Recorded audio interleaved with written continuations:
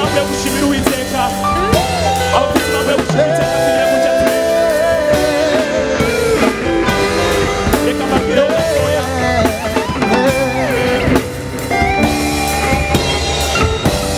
hari igihe sometimes tujya gushima Imana tukabanza tukareba muri bya bindi bikomeye tukibagirwa na bimwe bitoya ariko yaba ibikomeye yaba n'ibito niyo Mana ibikora niyo Mana ibikora niyo Mana iturinda hari igihe ujya ureba ukabona birasanzwe kuba ufite amaboko kuba ufite amaguru ariko cyane cyane tukirengagiza ko hari abaryamye bayamanitse gutya twavuga ko tuzashima Uwiteka ugasanga bamwe ntitubyumva ariko turafite impamvu nyinshi zo gushima Imana turafite impamvu zo gushima Imana genza hora mimbaza Uwiteka mwami wanjye Mana yanjye genza hora mimbaza Uwiteka mwami wanjye genza hora mimbaza Uwiteka mwami wanjye Mana yanjye genza hora mimbaza Uwiteka mwami wanjye mfite amaguru mfite amaboko nzaririmba n'abagenda byaba bidashoboka nzaririmba genza hora mimbaza Uwiteka mwami wanjye Mana yanjye genza hora mimbaza Uwiteka mwami wanjye yaba ku manywa yaba nijoro nzaririmba n'aba narwaye ndi muzima nzaririmba haleluya genza hora mimbaza Uwiteka mwami wanjye Mana yanjye genza hora mimbaza Uwiteka mwami wanjye Mana yanjye amashyi menshi kuri uwo mwami uturinda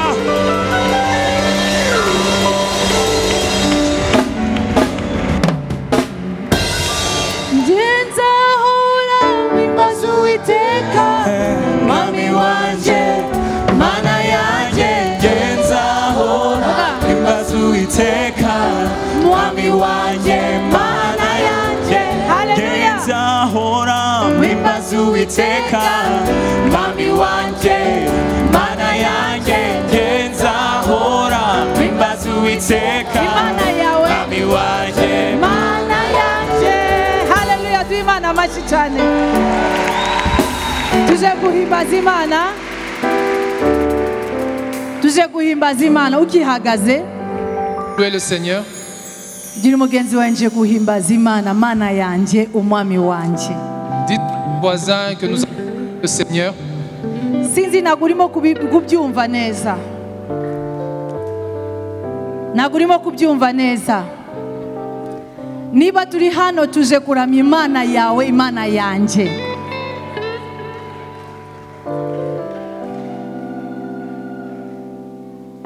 gira umugenzi wawe ese ufite Imana yawe Demande à ton voisin si tu as ton Dieu. ngewe mfite Imana yanjye Dis, moi j'ai mon Dieu. mfite umwami wanjye J'ai mon Seigneur. nakiriye nk'umwami n'umukiza Il m'a sauvé comme mon Seigneur et Sauveur. ari mu mutima wanjye Il est dans mon niwe cœur uyobora ubuzima bwanjye et bwose c'est lui qui conduit ma vie. ese dushobora kuba umwami w'abami amashirimu Est-ce que nous pouvons acclamer pour le Seigneur des Seigneurs?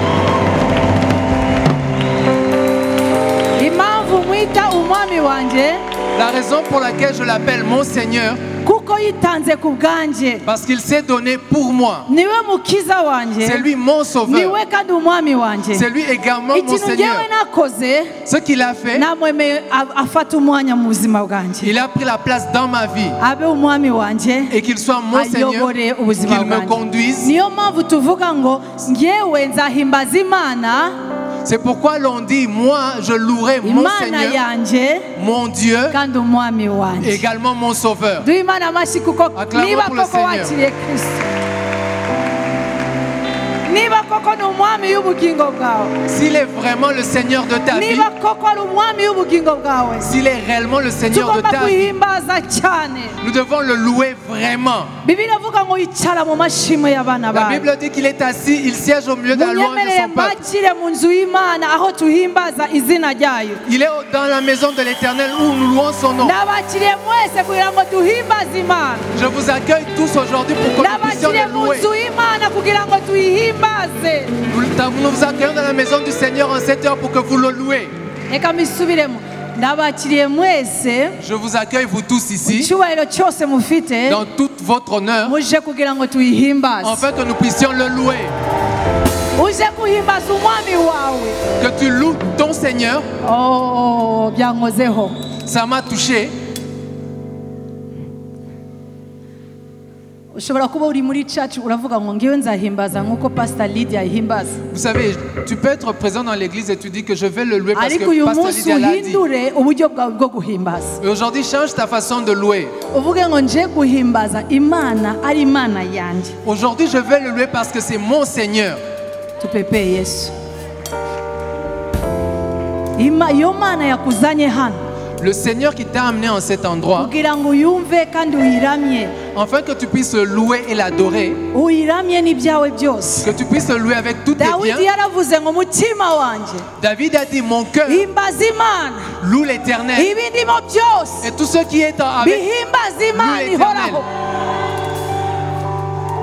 Aryo Satani ashobora kukwibutsa. Il y a des moments que le diable peut te rappeler. Ese nawe ushobora guhimbaza. Est-ce que vraiment toi aussi tu peux louer le Seigneur? Ese naguze ibibazo ufite. Tu ne sais pas les problèmes que tu traverses. Uzi bya bindi ufite hafi yawe. Tu sais ces problèmes-là qui sont à côté de toi. Ubwire Satani Dis à Satan, mfite Imana yanjye. j'ai mon Dieu. Ari Imana mu ijuru. Il y a un Dieu au ciel. Imana yemeye kwicara mu buzima bwanjye. Et celui-là est assis dans mon Niyo cœur. mpamvu nzahimbaza iminsi yanjye C'est pourquoi je le louerai tous yose. les jours de ma vie. Bibiliya kandi iravuga ngo La Bible également dit umuzima que celui qui est en vie, virgule umuzima celui qui est en vie, niwe uhimbaza Imana. c'est lui qui loue l'Éternel. Kuko abapfuye Parce que ceux qui sont dans les ntabwo séjours de mort bahimbaza Imana. ne louent pas l'Éternel. Ariko nibazima Mais les vivants, wowe nanjye turi le vivant. toi et moi,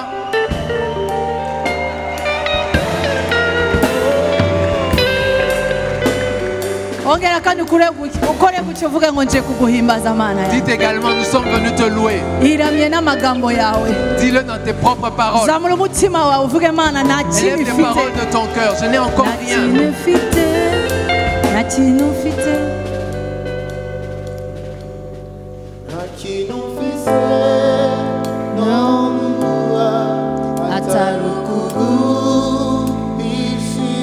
Wiramye n'amagambo yawe baririmba iyo ndirimbo.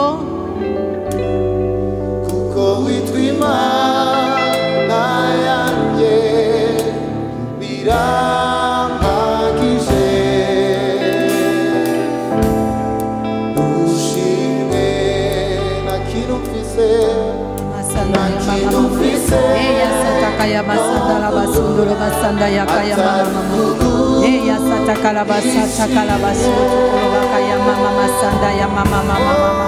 Eya sataka la mama mama. kuko witwa Imana yanjye Biramagije, biramagije, ushimwe nta kintu mfise, nta kintu mfise novuga atari ukugushimwe. witwa Imana Uko witwa Imana yanjye biramagije, magije, ushimwe. Imana yanjye Uko witwa Imana yanjye biramagije. Uri Imana y'ubugingo bwanjye, uri Imana iyobora ubugingo bwanjye. witwa Imana Kuko witwa Imana yanjye biramagije.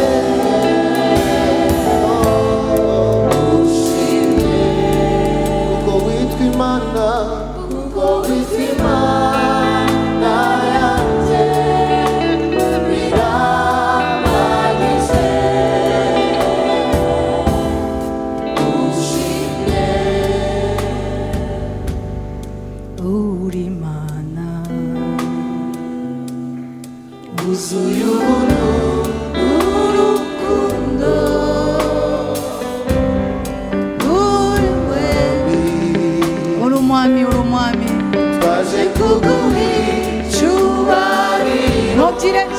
icyubahiro mukunzi wanjye haleluya uruwera wicaye mu cyubahiro birakwiye ko tugushima uri mana uzuye ubuntu n'urukundo urumami urumami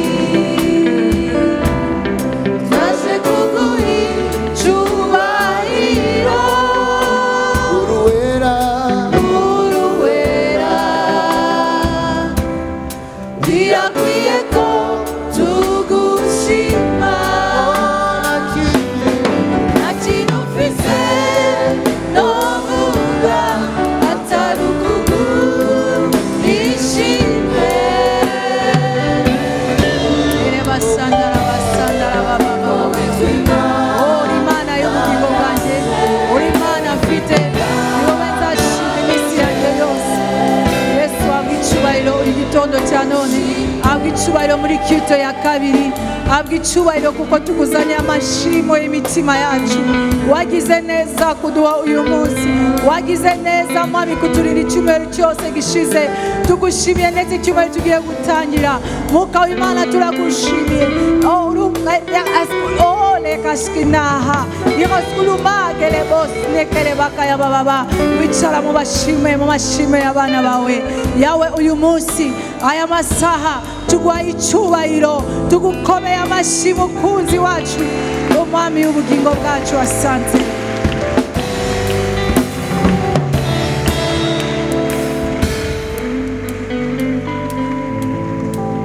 na usa nawe Mana yacu Nul n'est semblable à toi, na notre usa Seigneur. nawe mukunzi mwiza Nul n'est semblable à toi, wowe mwami wacu toi, notre Seigneur. akira amashyi n'impundu y'ubwoko Reçois bwawe l'honneur et la gloire. akira amashyi n'impundu y'ubwoko bwawe Reçois l'acclamation de ton urakwiriye peuple. wowe wicaye mu cyubahiro Toi seul qui es digne est assis. yawe turaguhaye icyubahiro cyose Nous te donnons tout honneur. niba turiho ni kubw'ubuntu bwawe Si nous sommes vivants, c'est à cause de ta grâce. tuguzaniye amashimo y'imitima yacu Nous t'apportons, Seigneur, la gloire. warakoze kuturinda Tu as fait warakoze kurinda itorero ryawe du bien à garder aya ton peuple. mashyi n'impundu ni Que zawe la gloire te soit donnée. urakoze kurinda imiryango yacu urakoze kurinda igihugu cyacu Merci d'avoir gardé notre famille, urakoze notre kurinda pays. imiryango yacu urakoze Merci. reka twicare mu bwiza bw'Imana Que nous soyons assis dans la gloire du Seigneur. gira umugenzi wawe nturangare kuhimbaza Imana Ne sois pas distrait de louer le Seigneur. Imana igushoboze C'est l'Éternel de toute puissance, Imana yawe ton Dieu, umwami wawe ton Seigneur. ongera kandi ubaze uri iruhande rwawe ese Yesu ni umwami wawe Demande à ton voisin si Jésus est ton kandi iri Seigneur. Imana yawe Est-il ton Dieu? Imana ibagirire neza Que Dieu vous fasse du bien. turabakiriye mu nzu y'Imana Nous vous accueillons dans la maison du Seigneur. inzu yitiriwe izina ryayo La maison auquel est appelé son ni nom. Evangelical Restoration Church Masoro L'église de la restauration de Masoro. turashima Imana ku bwanyu mwebwe muje muri kite ya kabiri Nous bénissons l'Éternel pour votre présence dans le reka deuxième culte. muryoherwe muri presence y'Imana Que le Seigneur vous fasse du bien dans sa présence. reka duhe Imana amashyi kuturinda kurinda igihugu kurinda imiryango yacu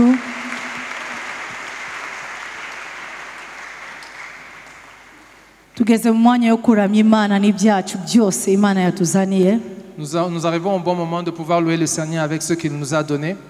turabashimiye abitanga cyane mu nzu y'Imana Nous vous disons merci, vous qui vous donnez dans la maison du Seigneur. turashima Imana ku bitangaza byose ikomeza kutugirira abana bacu Imana ibaherekeze ibagirire neza tubakomere amashyi cyane Que le Seigneur accompagne bagire nos ibihe enfants qui vont à byiza l'écoute. imbere yayo tugiye gutangira Imana duha abaririmbyi bacu baririmbira Imana Nous allons pouvoir donner au Seigneur en même temps. Le worship team va nous nifuje conduire ko dans la louange. tubanza gutanga amaturo asanzwe Nous voulons d'abord que vous puissiez donner hari les offrandes ibitunga ordinaires. birimo gutambuka Il y a un panier qui circule au hano hari milieu de icya cumi tugiye gutanga vous. Également la dîme ici devant. amaturo tuza gukora ya kabiri turaza gutanga itafari Et les offrandes en deuxième lieu seront celui de la brique. muzi ko dufite loan cyangwa se credit kubera igisenge twubatse hano Vous savez que nous avons un crédit que nous payons à cause de la toiture que nous avons buri construite kwezi ici. dutanga miliyoni esheshatu Et vous savez que chaque mois nous donnons 6 millions. numva babyanditse hano ariko hano hari madime turatangira hano muri ruhande abantu baze batange icya 10 abashoboye kuza hano imbere. Nous allons commencer par ma gauche, c'est eux qui vont commencer à pouvoir donner leur dîme. Reka abari hano na hano baze Ceux qui sont du côté gauche puissent s'avancer et donner la dîme. ubumoso hano iyi party yose baze batangira Imana. Karibu worship team. Et bienvenue worship team.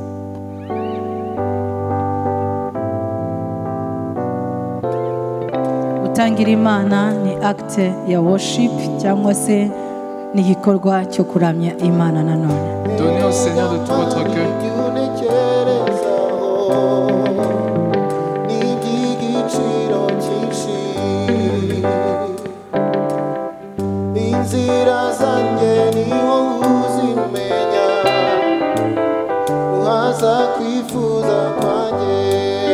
Niba hano barangije reka abaza gutanga icya 10 ni karibu mu buryo bwanjye muze gutanga icya 10. Inzira zanjye ni wowe uzimenya uhaza kwifuza kwanjye eregama ibyo unekerezaho igiciro cyinshi inzira zanjye ni wowe uzimenya uhaza kwifuza kwanjye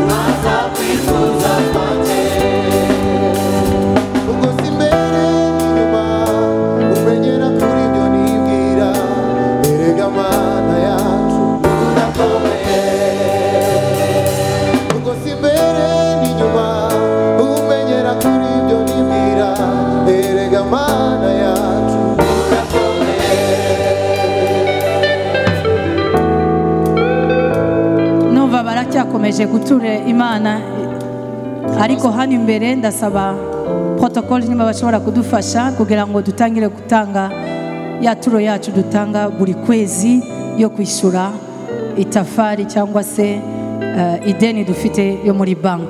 Je pense que vous avez fini de donner les offrandes ordinaires. Maintenant, le protocole va nous aider pour que nous puissions faire l'offrande de la brique. Turongera kandi kubikora abicaye hano bumoso bwanjye baze hano gutanga itafari.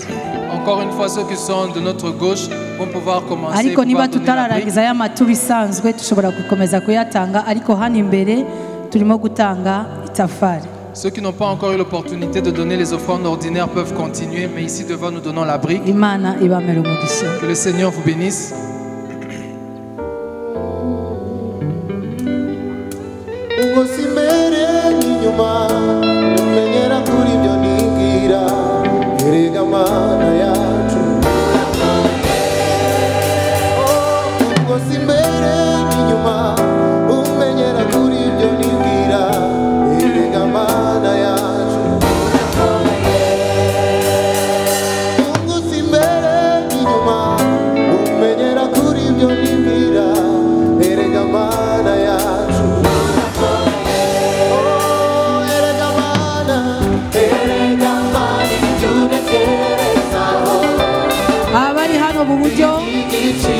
Nawe muhaguruke tuze gutangira Imana itafari.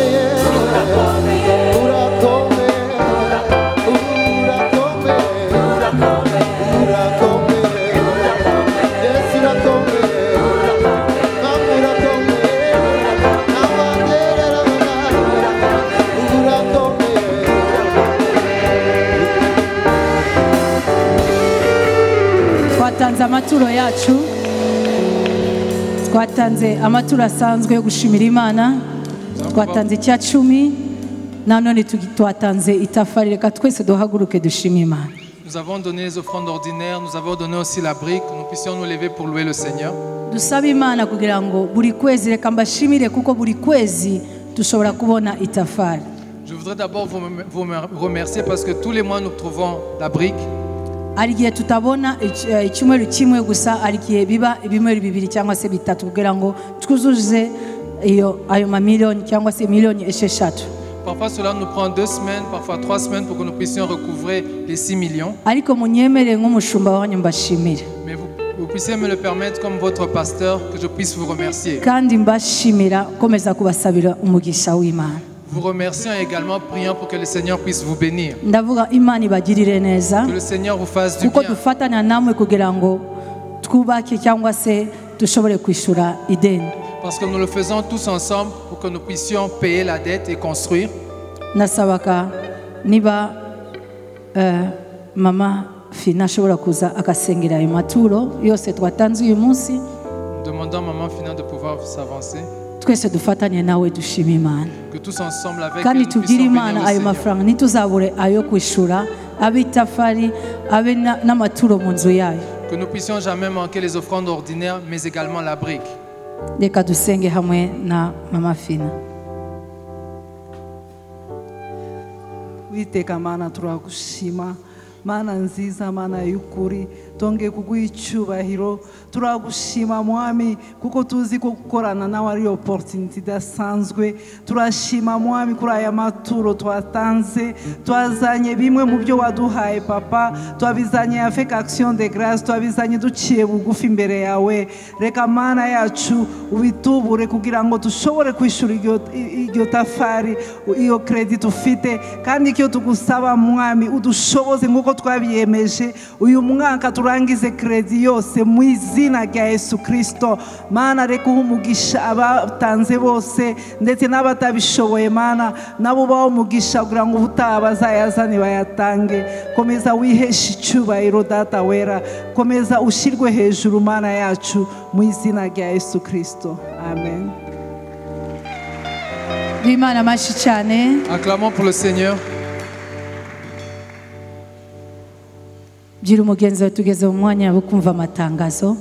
Dis à ton voisin, nous sommes arrivés au moment d'écouter les annonces. Nturangare Ne sois pas distrait. kuko twese turashaka kumva ibyo tugomba, mbese gahunda iri imbere. Parce que nous voulons tous écouter le programme la semaine prochaine. Ndashaka kubona muri kito ya mbere nago nabikoze ariko abakozi bose, abakora muri leta, abakora mu mirimo itandukanye, mbifurije fete nziza cyangwa se Bonne fête de travail. bonne fête de travail. Je ne l'ai pas fait au premier culte, mais Umunsi mwiza w'abakozi. Reka uhaguruke ushime Imana kuko yaguhaye nako kazi akazi. Duhe Imana amashyi kuko ufite Gloire au akazi Seigneur. ari cyo ukora. Gloire au Haleluya. Bonne fête kandi Imana ikumere umugisha cyane. Reka nanone ndebe abakora mu nzu y'Imana. mais également je voudrais voir ceux qui travaillent dans la maison du Seigneur. Amen. Niba utakora hanze ariko ukora mu nzu y'Imana. Mais tu travailles dans la maison du haguruka. Seigneur. Nubwo ukora hanze ugakora mu nzu y'Imana, haguruka nawe mubyire bonne Mais fête. également lève-toi. Amen. amashi kuwiteka ku bwanyu muri agaciro imbere y'Imana. Imana ibamere Vous êtes umugisha. important dans les yeux du Seigneur. Que Dieu Tugiye vous kumva bénisse. amatangazo. Nous allons écouter les annonces. Reka ICT adufashe Que l'ICT puisse nous aider. kandi baririmbye uyu munsi turakorana duhagaze. Imana ibahe umugisha. Que Dieu bénisse le worship team.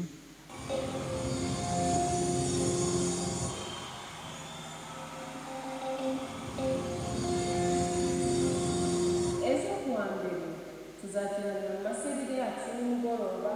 Udafite serire ashobora guhamagara pasitoro cyangwa papa Patrick Gakuba kuri nimero zikurikira. Kuwa kabiri no kuwa gatanu hari amateraniro y'umugoroba kuva saa 11:30 kugeza saa 8:30. Gatatu no kuwa kane amashuri y'abigisha azakomeza. bakristo bene data turabashishikariza kwitabira amaklasi kuko harimo inyungu nyinshi. Natwe twarangije hari byinshi twungutsemo kandi hari n'ibindi byinshi tugikeneye biciye mu maklasi. Niyo mpamvu namwe nabashishikariza kwitabira amaklasi niho muzakubana umwuka no gukomera mu gakiza kanyu. Murakoze. Bene data, nshuti z'Imana Yesu ashimwe. Umwami Yesu Kristo yasigiye itorero itegeko rikuru ryo guhindura amahanga yose abigisha. Ni nayo mpamvu abayobozi bacu kandi ababyeyi bacu Apostle Wicwa Masasu na Senior Pastor Lydia Masasu bateguye inyigisho z'abigisha. Muri iki gihembwe cya kabiri inyigisho zaratangiye. Mu minsi y'imibyizi abantu biga klasi ya mbere, iya kabiri n'iya kane bateranira hano muri Shekinaho saa 11:30 kwiga. Naho abadashoboye kwiga mu minsi y'imibyizi bateranira kuwa gatandatu no ku cyumweru. Kuwa gatandatu ni saa 9, ku cyumweru ni nyuma y'amateraniro ya kabiri. Ishuri rya gatatu bo biga buri wa mbere saa 11:30. Turabakangurira mwese kuboneka muri iyo gahunda kuko buri wese yifitemo inyungu. Imana ibahoresha. Amateraniro yari bateganya kuva ku wa mbere kugeza ku wa gatandatu guhera saa 11:30 kugeza saa 11:30 muri gare. Tuzabana na Pastor Arsene. Hari amakesha adasanzwe y'abashakanye ateganyijwe ku wa gatanu tariki 7 z'ukwa gatanu kuva saa 4 za nijoro kugeza saa 11 za mu gitondo, kandi tuzabana n'ababyeyi bacu.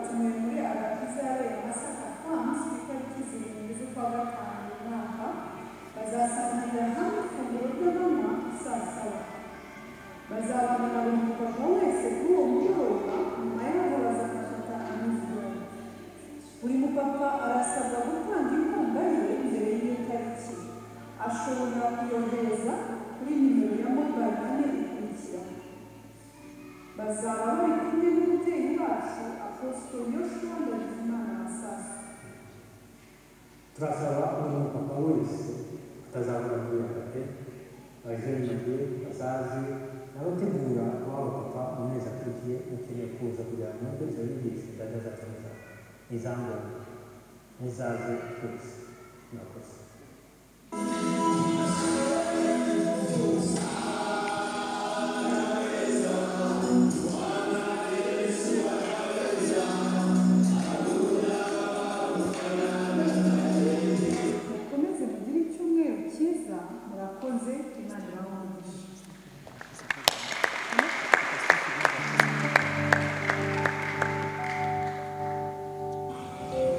Hari ayandi matangazo.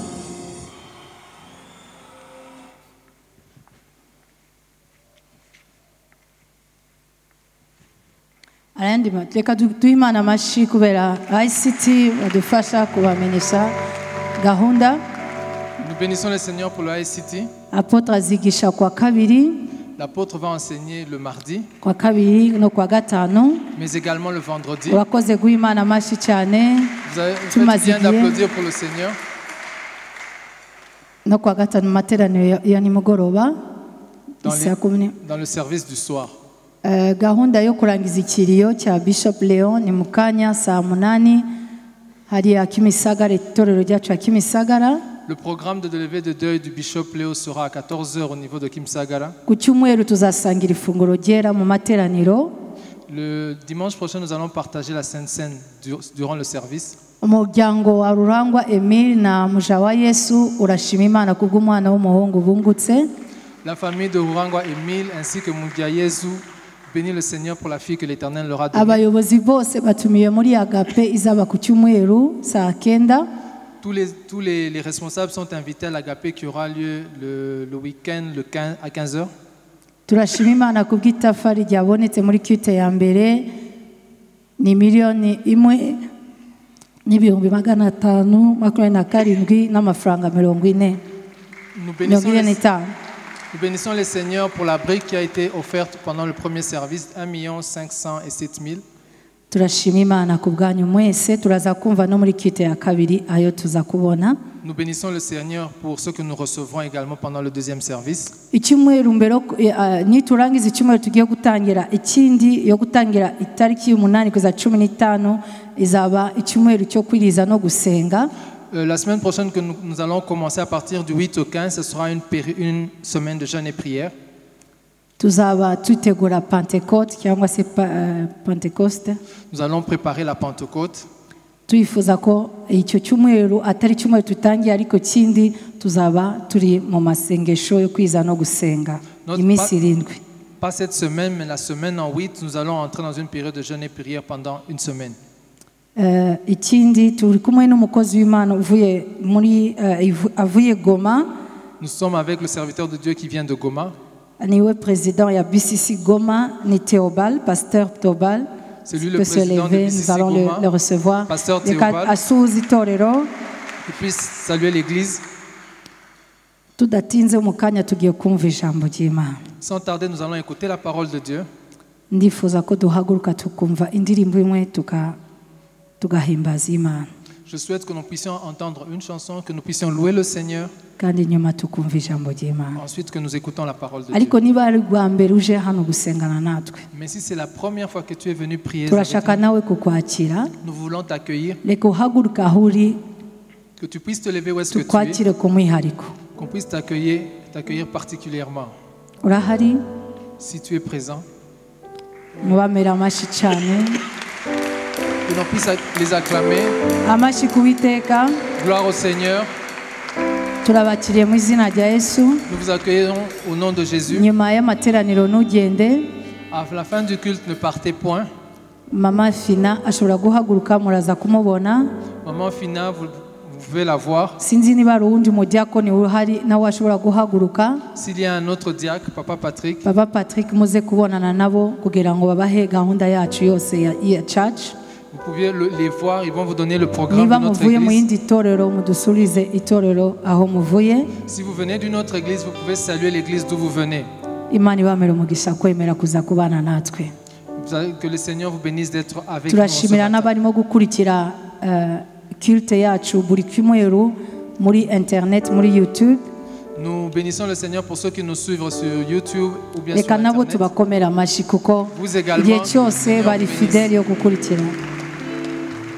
Duhaguruke twese duhimbaza Imana n'indirimbo imwe mbere yuko twumva ijambo Nous ry'Imana. puissions nous lever une chanson et nous louons le Seigneur.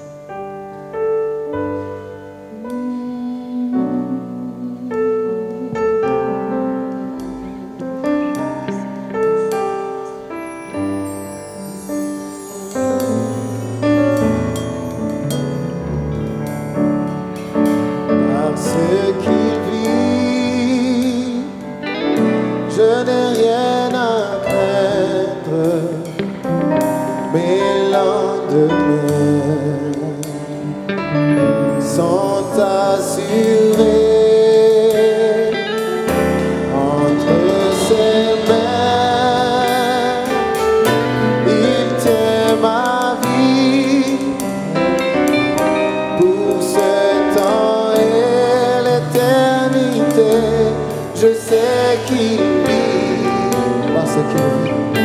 Parce qu'il vit, je n'ai rien à craindre. Les lendemains sont assurés. Entre ses mains,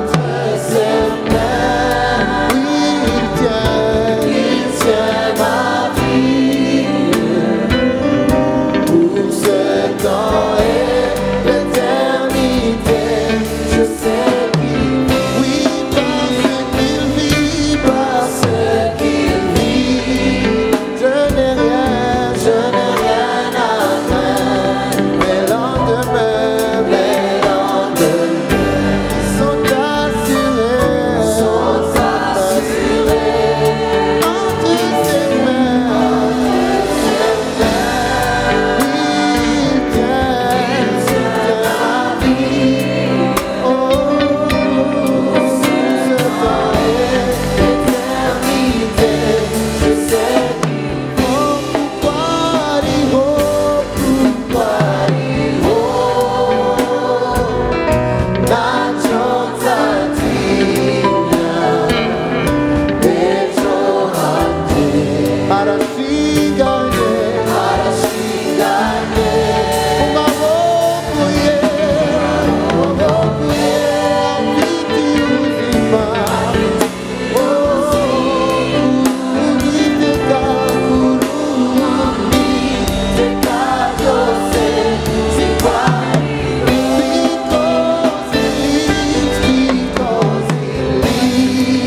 I can face tomorrow.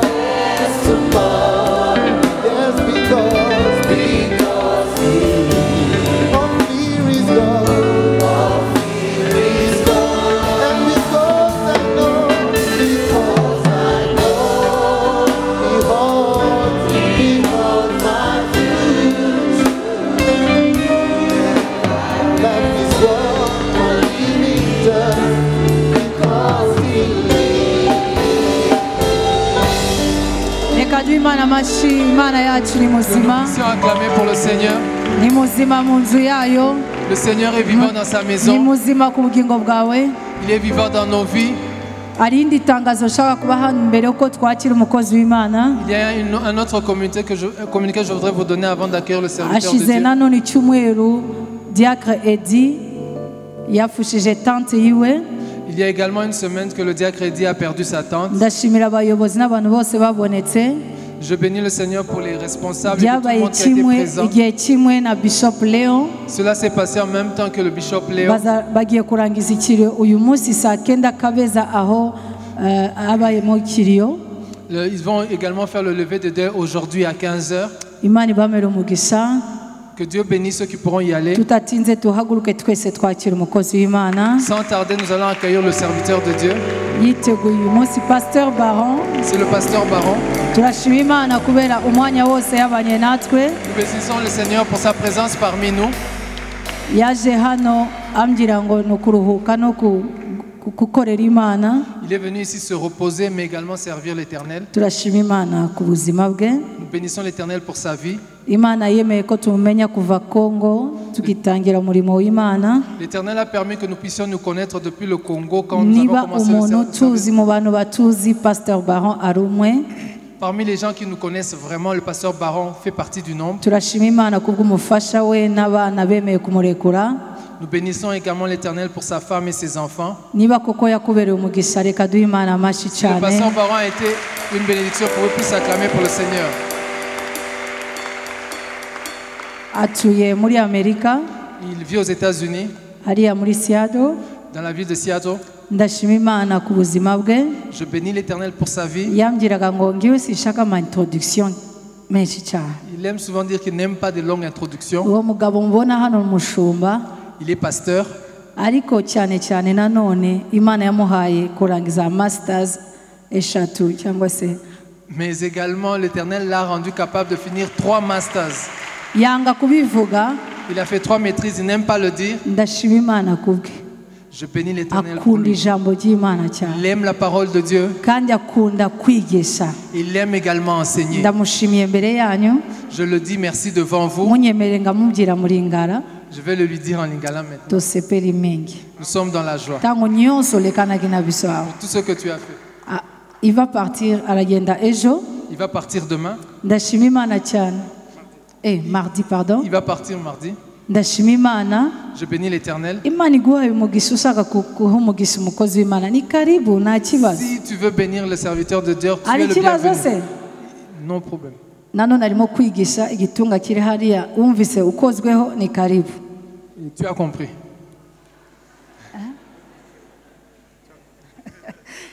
Imana ibamere umugisha. Que Dieu vous Reka bénisse. tumwakire n'amashyi cyane tumushimire.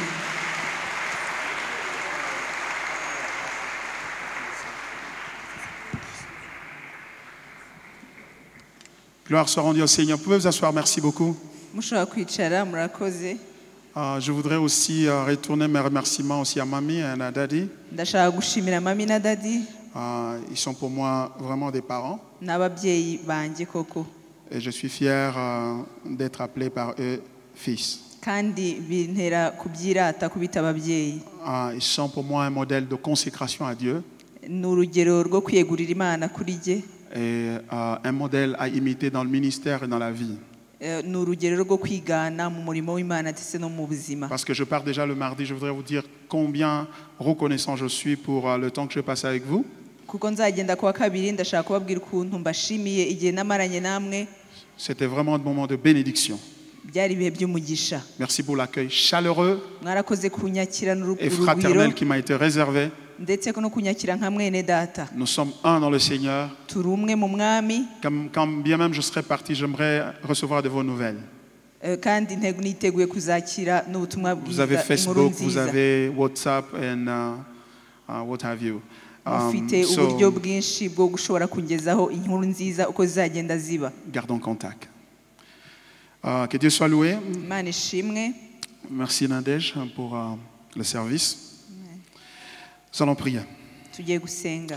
Dieu notre Père, nous voulons te dire merci de ce qui t'a plu ce jour, de pouvoir nous donner l'opportunité de nous approcher de toi Data turagushima kubwo kuduha umwanya wo kukwegera pour t'adorer, kugira ngo tukuramye mais aussi pour t'écouter. no kugira ngo tukumve. Qu'il te plaise de nous parler ce matin, Icyampa ukatwishimira kutubwira muri iki de gitondo, transformer nos cœurs ugahindura imitima yacu à la gloire de ton nom, Seigneur. kubw'icyubahiro cy'izina ryawe Nous avons Mwami. faim et soif de toi. Dufite inzara y'inyota Viens, yawe. nous t'attendons, Seigneur. Ngwino turagutegereje Mwami, Au nom de Jésus. mu izina rya Yesu. Amen. Amen.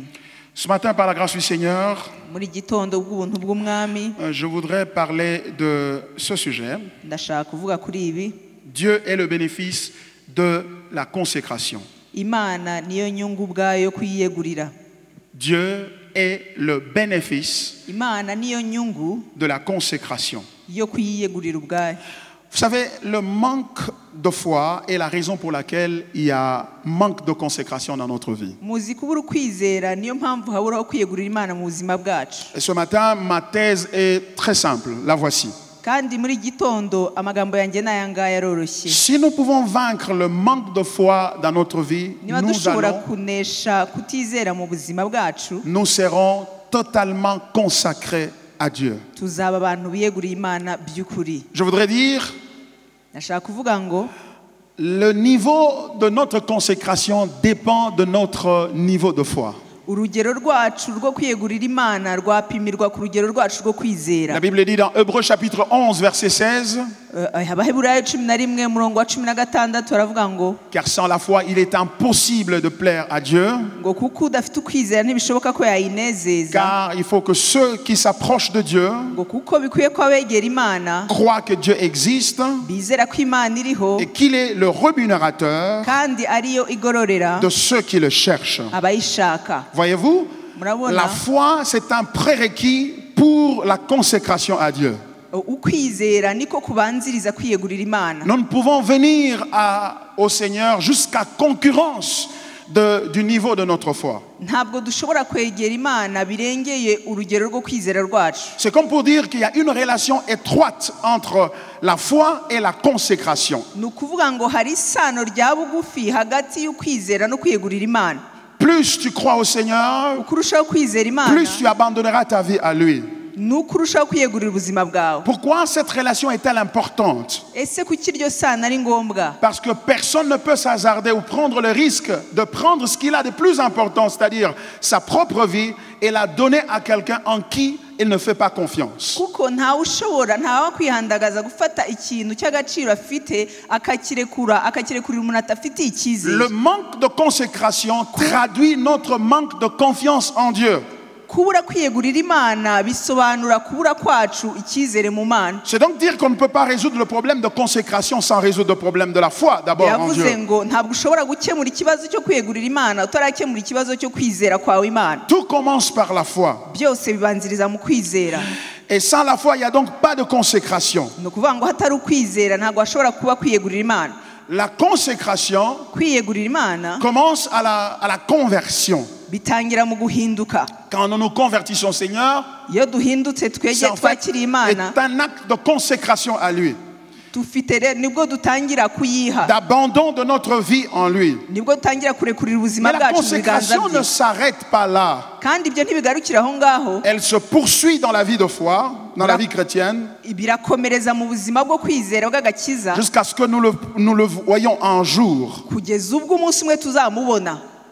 Mais avant d'aller plus loin, j'aimerais définir ce qu'on entend par consécration. ariko mbere yo kugera kure ndashaka gusobanura icyo ari cyo kwiyegurira imana. Le concept de consécration peut être défini de plusieurs manières. kwiyegurira imana cyangwa se kwitamba wabisobanura mu buryo bwinshi. Et voici donc ma version de sa définition. Jewe rero dore uko nabisobanura.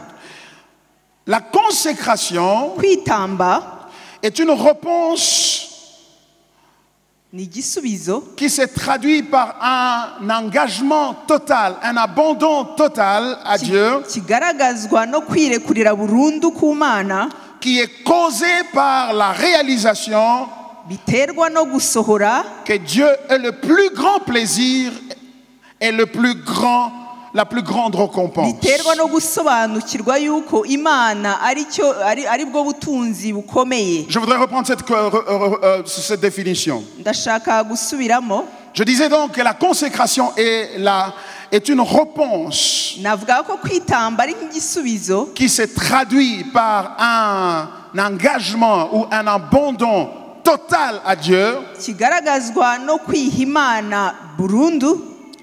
Et cet engagement est dû ou est causé par la réalisation par moi, le chrétien ou le croyant, kandi uko kwiyegurira guterwa nuko jewe umukristo nasobanukiwe yuko que Dieu est le plus grand plaisir et la plus grande récompense que je puisse avoir. ariyo munezero urenze ibindi kandi ari nabwo butunzi burenze ibindi natunga. Alors pour expliciter cette définition, je vais relever un certain nombre de faits, 3, qui sont dans cette définition, qui vont nous permettre de la saisir mieux. muri ubwo busobanuro rero ndavanamo ibintu bitatu by'ingenzi byadufasha kubisobanukirwa. Voilà la première chose, ou la première remarque, la première observation. C'est que remarquez qu'il y a un superlatif dans cette définition, harimo ikintu muri ubu busobanuro, c'est-à-dire que Dieu est le plus grand plaisir et la plus grande récompense. harimo ikintu kigaragaza ubunini cyangwa se ubuto bw'ikintu, uvuga ngo imana nibwo butunzi burengeye ubundi. Je veux dire ndashaka kuvuga ngo que la réalisation selon laquelle, la compréhension par moi, croyant, selon laquelle Dieu est le plus grand plaisir et la plus grande récompense dans ma vie, uko giye umukristo usobanukirwa yuko imana ari cyo kintu nasiganirwa kinini gikomeye kirutse ibindi, c'est ce qui me conduit à tout abandonner pour me livrer totalement à lui. nibyo byansunikira guta ibindi byose kugira ngo mwiyegurire we. Et je parle du superlatif ici pour montrer qu'en fait, ndavuga uko kurutishanya kugira ngo ngaragaze ko Dieu est le plus grand plaisir et la plus grande récompense, niba imana ariwo munezero uruta iyindi kandi akaba ariyo ngororano iri hejuru, ça veut donc dire qu'il y a d'autres choses aussi qui peuvent procurer le plaisir, ni n'est-ce pas? ukuvuga ngo hariho ibindi bintu byakazanye nabyo umunezero, Mais cependant, Dieu est le plus élevé de ce plaisir-là. ariko imana niwo munezero uri hejuru y'iyo minezero Ça veut yindi. dire qu'il y a d'autres choses qui peuvent être considérées comme récompense, mais cependant, Dieu est la plus grande récompense de toutes ces choses-là. ni ukuvuga ngo hari n'ibindi bintu byagaragara nk'ingororano, ariko imana niyo ngororano iri hejuru iruta izo Il zindi. y a donc une hiérarchie des valeurs ni ukuvuga ngo harimo ubusumbane bw'ibintu, à la tête de laquelle se trouve Dieu lui-même. kandi ku gasongero kabyo hariho imana ubwayo. Et j'aime ce que le texte biblique dit dans Psaume chapitre 16, verset 11. Zaburi 11 umurongo wa 16, 11. 16 umurongo wa 11. Tu me feras connaître le sentier de la vie, dit la Bible. Bibiliya iravuga ngo uzamenyesha inzira z'ubuzima, Il y a d'abondantes joies devant ta face. ngo hariho umunezero mwinshi mu kubaho kwawe, hari ibinezeza iteka, Et de délices éternelles à ta droite. kandi hari ibinezeza iteka mu kuboko kw'iburyo kwawe. Voyez-vous, c'est la réalisation selon laquelle, la compréhension par moi en tant que croyant, selon laquelle, dans la présence de Dieu, il y a plénitude de joie. Ni ukugera ku rugero rwo gusobanukirwa yuko mu kubaho kw'Imana hariho umunezero wuzuye, Il y a plénitude de plaisir. hariho ibinezeza byuzuye. Parce qu'en réalité, la vie, elle ne fait que de ces deux choses-là. kuko mu by'ukuri ubuzima ntabwo buhagije. Le plaisir et la joie. Umunezero n'ibyishimo. Dans tout ce que nous faisons dans la vie, nous recherchons ces deux choses-là. kuko ibyo dukora byose mu buzima dushaka ibitunezeza n'ibidushimisha, ibinezeza n'ibyishimo. Cependant, la Bible nous renseigne que dans la présence de Dieu, c'est là qu'il y a d'abondance, c'est-à-dire le maximum de plaisir et de joie. Et c'est quand je réalise cela que je suis prêt à tout abandonner pour me consacrer à Dieu. Donc, l'appel à la chrétienté est une invitation à déguster les plaisirs de Dieu. Ce n'est pas un appel à observer des commandements. Les commandements sont ennuyants. Si tout ce que Dieu a, ce sont des commandements, il n'y a pas d'intérêt à le suivre. Mais la Bible nous renseigne que dans la présence de Dieu, il y a du plaisir. Des plaisirs qui te veulent, oh my God. Et des joies qui te satisfont. C'est ça l'appel à la chrétienté. Deuxième observation. En fait, avant de mouvoir à la deuxième observation, laissez-moi donner une illustration pour montrer qu'en fait, quelqu'un comme Shadrach, Meshach et Abednego, ils ont pu dire au roi Nebuchadnezzar, lorsque ce dernier avait érigé une statue devant laquelle il avait contraint tout le monde de s'agenouiller, et lorsque ces juifs, c'est-à-dire Shadrach, Meshach et Abednego, se sont rebellés, ils ont refusé de s'agenouiller devant cette statue. Ils ont été menacés de mort, d'être jetés dans la fournaise ardente de feu. Et les jeunes gens ont dit ceci au roi. Ils ont dit, roi, tu devrais savoir que notre Dieu est capable de nous délivrer de ce feu-là. Mais quand bien même il ne nous délivrerait pas, quand bien même il ne nous en délivrerait pas, nous ne fléchirons pas devant ta statue.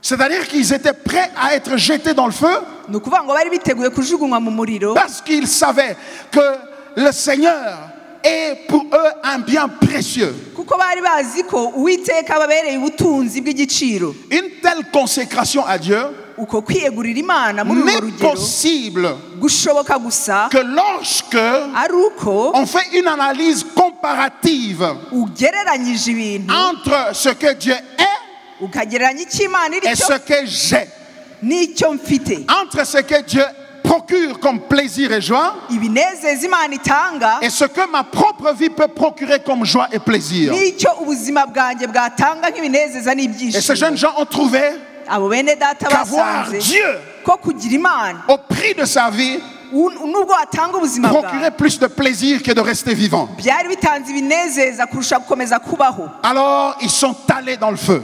bemera kujya mu muriro. Alléluia. Haleluya. La seconde remarque au sujet de cette définition que je viens de donner, icya kabiri kuri ubwo busobanuro ntanze, c'est que la consécration commence avec un acte de Dieu nuko kwiyegurira imana bitangizwa n'igikorwa cy'imana qui consiste à se dévoiler à nous. aricyo cyo kwihishura.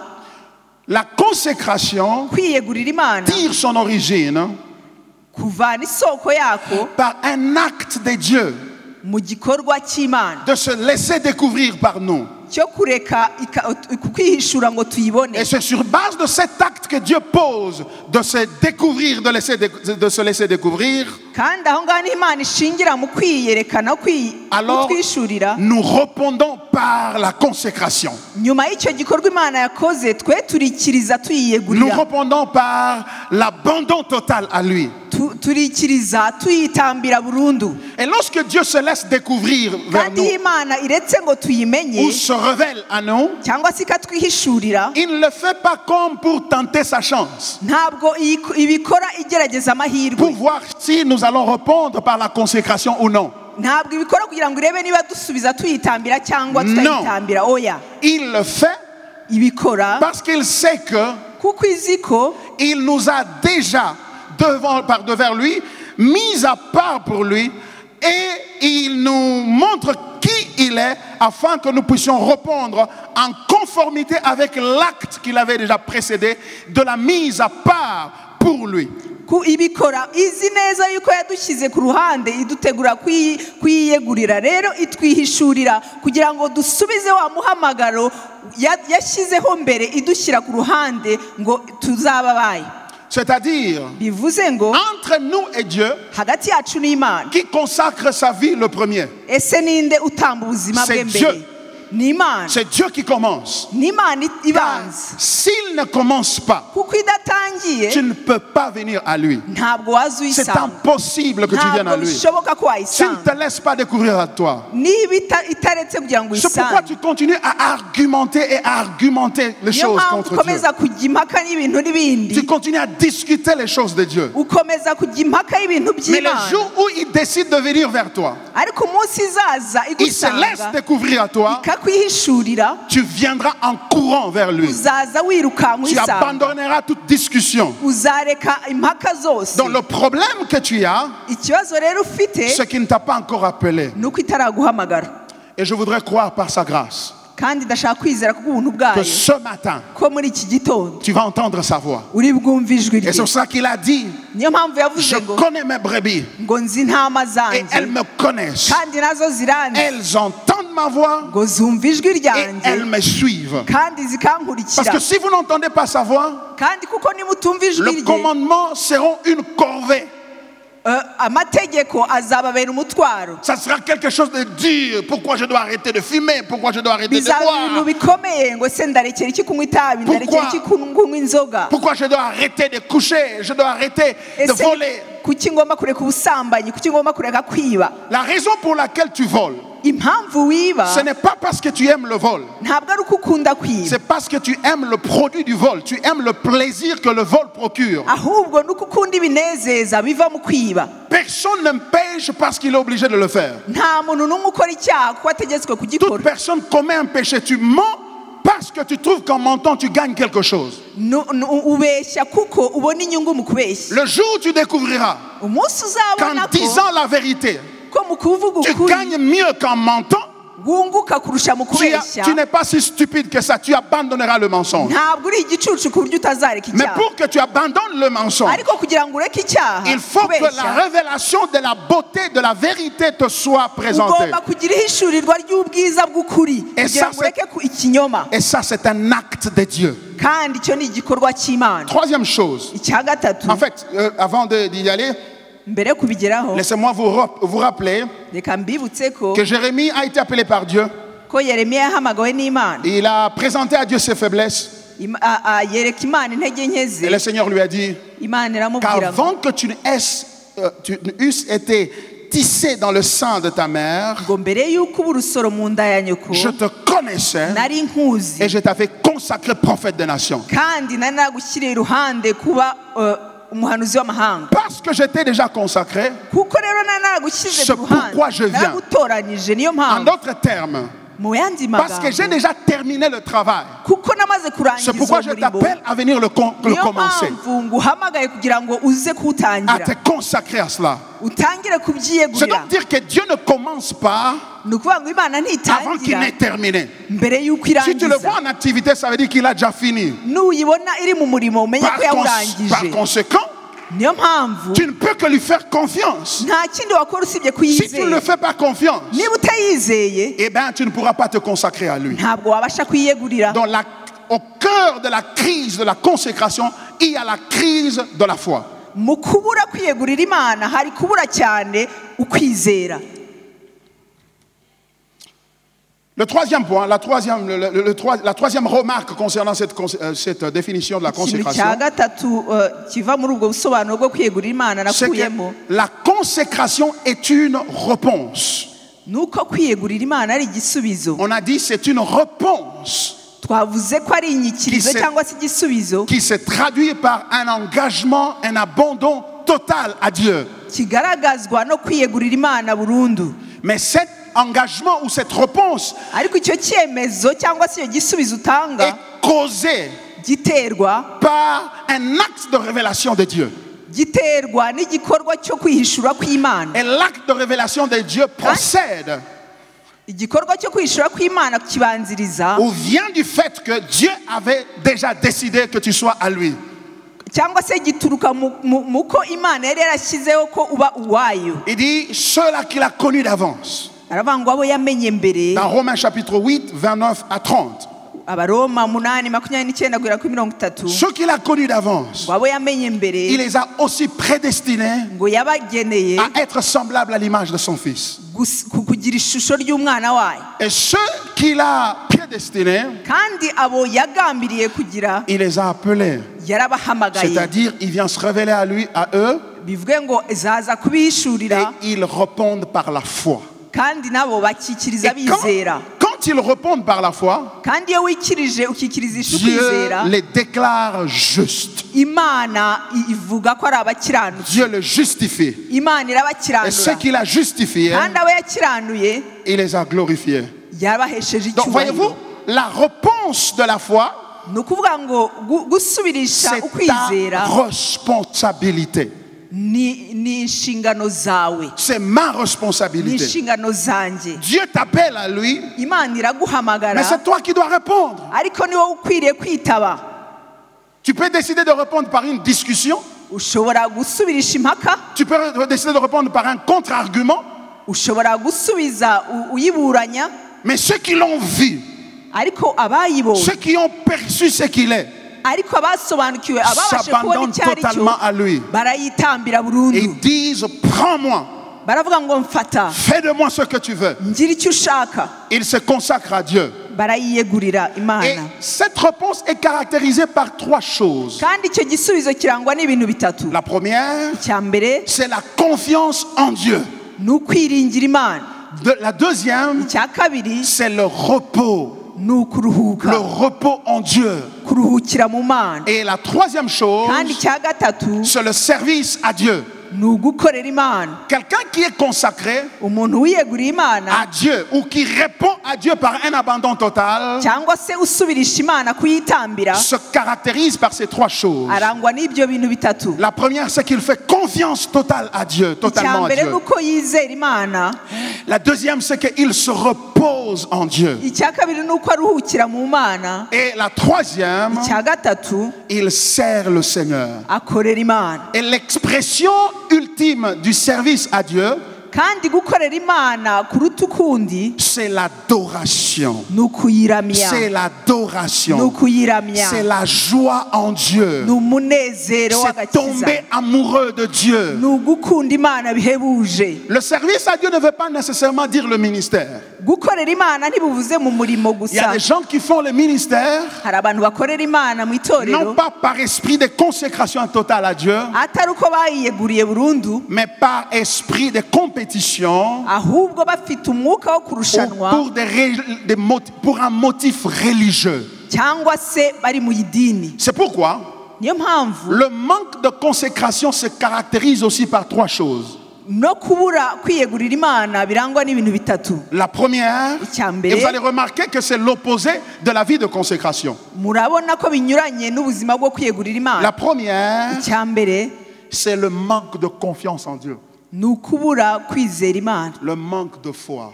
ni ukubura ukwizera.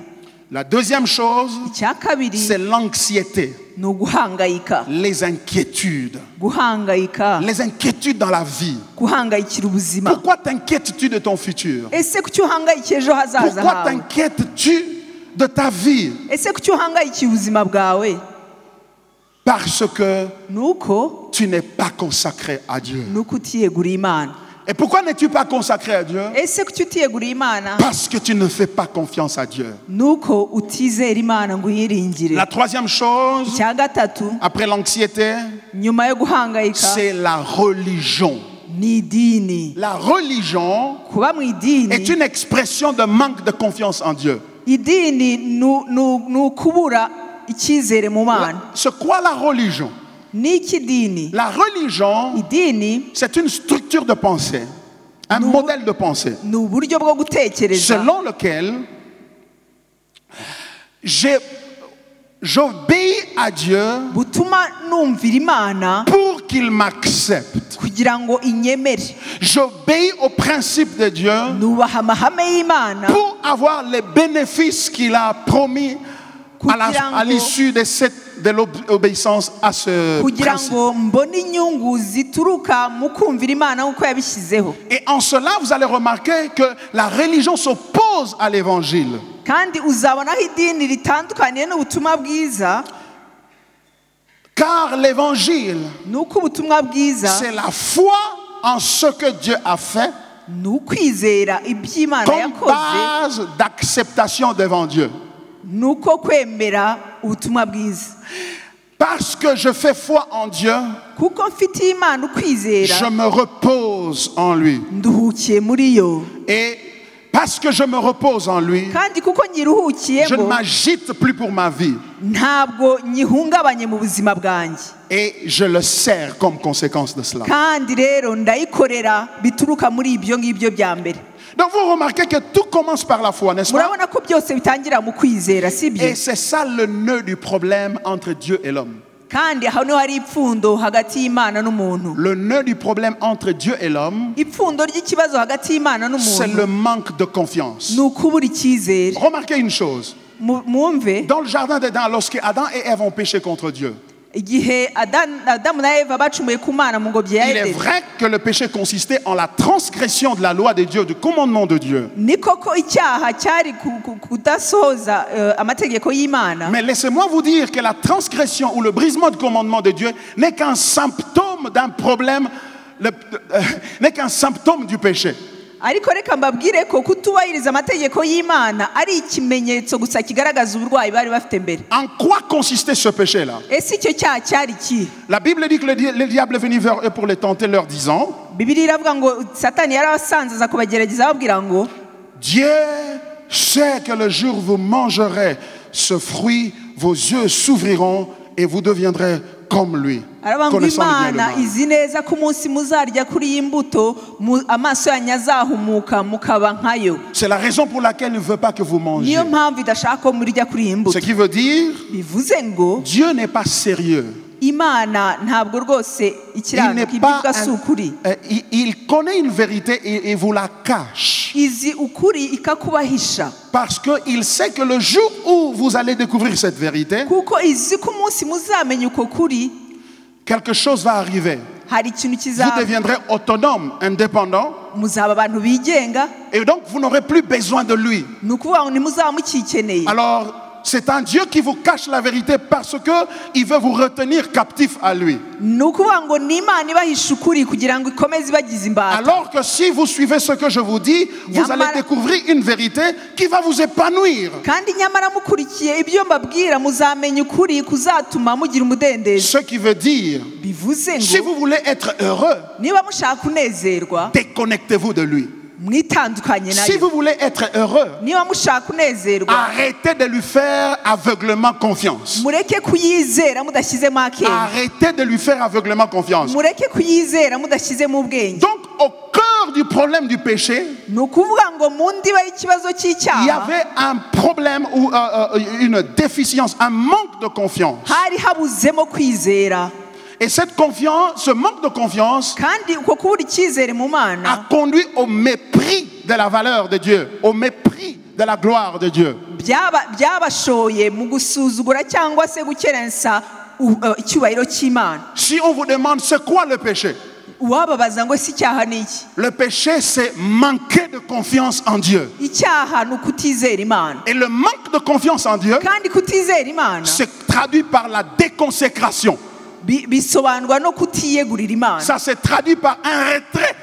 bisobanukirwa no kwegera Je ne inyuma. lui fais plus confiance. ntabwo nkimwizeye. C'est pourquoi je deviens religieux. niyo mpamvu mbaye umunyedini. Je ne crois pas en ce qu'il est.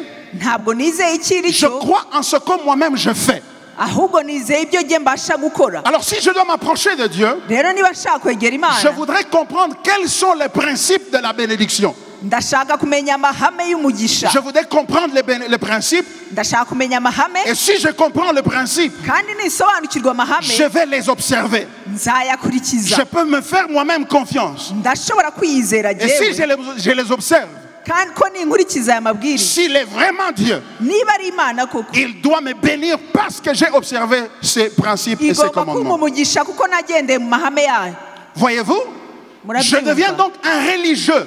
mpindutse umunyedini bityo Ça veut donc dire, bisobanuye c'est ngo pas tout le monde qui vient à l'église ntabwo abantu bose uko baza mu qui est itorero consacré à Dieu. ntabwo ariko biyeguriye Il y en a Imana. qui viennent pour des raisons purement religieuses. hari abazanwa n'impamvu z'idini Ils croient au principe. bizera ayo C'est mahame. pourquoi ils peuvent balancer au prédicateur.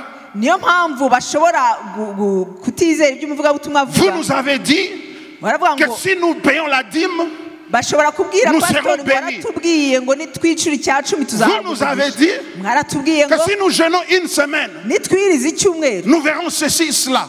tuzabona ibi n'ibi. Vous nous avez dit, si mwaratubwiye on aide les victimes de génocide, niba turi abacikacumu ba si on jenoside aide les malheureux, niba turi abantu nous allons bagowe avoir ceci, nous allons avoir cela. tuzabona ibi tubona ibi. Et parce qu'ils n'ont pas vu ces choses, kandi kuko batabonye beaucoup ibyo de gens ont quitté l'église. abantu benshi bavuye mu Beaucoup itorero. de gens ont abandonné la vie de foi. abantu benshi bavuye mu Et vous byizerwa. savez quoi? muzi kandi Parce que kuko au cœur de leurs problèmes mu ndiba y'ibibazo se byabo trouve la déficience, le manque de la révélation de ce que Dieu est. haraburamo guhishurirwa icyo Imana iri cyo. Pour eux, ku bwabo le bénéfice de la consécration à Dieu, inyungu zo kwiyegurira Imana c'est la prospérité à la suite de l'observance des principes qu'ils se sont torturés à observer. ni ugutera imbere guturuka mu gukurikiza kwabo amahame bakurikije bishyira kuya. C'est pourquoi niyo mpamvu il est aussi important ni ngombwa ko de souligner en passant ko twabicaho akarongo que parfois les gens ne se consacrent pas à Dieu, ko abantu batajya biyegurira non pas Imana parce qu'ils ne veulent pas, atari uko batabishaka mais parce que l'évangile qu'on leur prêche ariko kuko ubutumwa est un bababwiriza évangile tronqué, ari ubutumwa est un bugoretse. évangile falsifié. ni ubutumwa bugoretse. Ça veut donc dire bivuga ngo que Dieu n'est pas présenté comme le bénéfice de la consécration, Imana ntabwo igaragazwa nk'aho ariyo nyungu yo kwiyegurira, mais les avoirs ahubwo ibintu ou le confort humain cyangwa se kugubwa est neza kwa présenté aux muntu hommes ariko kugaragarira comme la abantu motivation pour suivre Dieu. nk'aho ariyo mpamvu yo gukurikira C'est Imana. pourquoi, niyo mpamvu si nous voulons voir la consécration à l'église, niba dushaka kubona kwiyegurira imana nous mu devons itorero commencer par la source. tugomba gutangira ku C'est-à-dire isoko le genre de sermon que nous prêchons aux gens. ni ukuvuga ngo tugomba kwita ku byo tubwiriza L'évangile de la prospérité kubwiriza ubutumwa bwo est gutera un imbere désastre pour l'église. ni ibintu biteye ubwoba Parce ku qu'elle itorero détourne l'attention des gens kuko bivana amaso de Dieu y'abantu vers les choses ku de Dieu. mana bikayajyana ku mirimo y'imana Et par conséquent, produit plus de religieux que de croyants. ingaruka ni uko dusanga twifite abanyedini kurusha uko dufite abizera Alléluia. haleluya Alléluia. haleluya Le plus grand mal que quelqu'un, un prédicateur puisse te rendre. ikibi umubwirizabutumwa yagukorera kirenze ibindi Je voulais dire, le plus grand mauvais service qu'un prédicateur puisse te rendre, ndetse ikibi yagukorera mu buzima bwawe c'est de te cacher Dieu ni ukuguhisha imana et de te présenter les choses de Dieu comme un appât pour venir à Dieu. akakwereka imirimo y'imana nk'umutego wo kugira ngo C'est un uyizeho mauvais service. ni umurimo mubi rwose C'est pourquoi il est malheureux de voir comment les gens courent après des prophètes aujourd'hui. niyo mpamvu bibabaje kubona ukuntu abantu biruka inyuma y'abahanuzi Pourquoi ils courent après les prophètes? Parce que le prophète leur décrit Dieu? kuko umuhanuzi abereka imana Non. Parce que le prophète leur dit, oya ntabwo ari uko abereka imana ahubwo ni uko umuhanuzi demain tu vas avoir ceci. ababwira ngo ejo Demain Dieu va faire cela pour toi. ejo imana izakora ibi Alors, le bénéfice de la consécration bigatuma inyungu yo kwiyegurira imana devient les choses qu'on leur promet. ihinduka bya bindi babemerera Et ainsi, on les détourne de Dieu. bigatuma bavana amaso yabo ku mana Mais bien aimé mon Seigneur, bene data mu mwami j'aimerais que nous puissions comprendre nashaka ko dusobanukirwa ko que Dieu kw'imana est le bénéfice de la consécration. ariyo nyungu yo kwiyegurira Je veux dire ceci.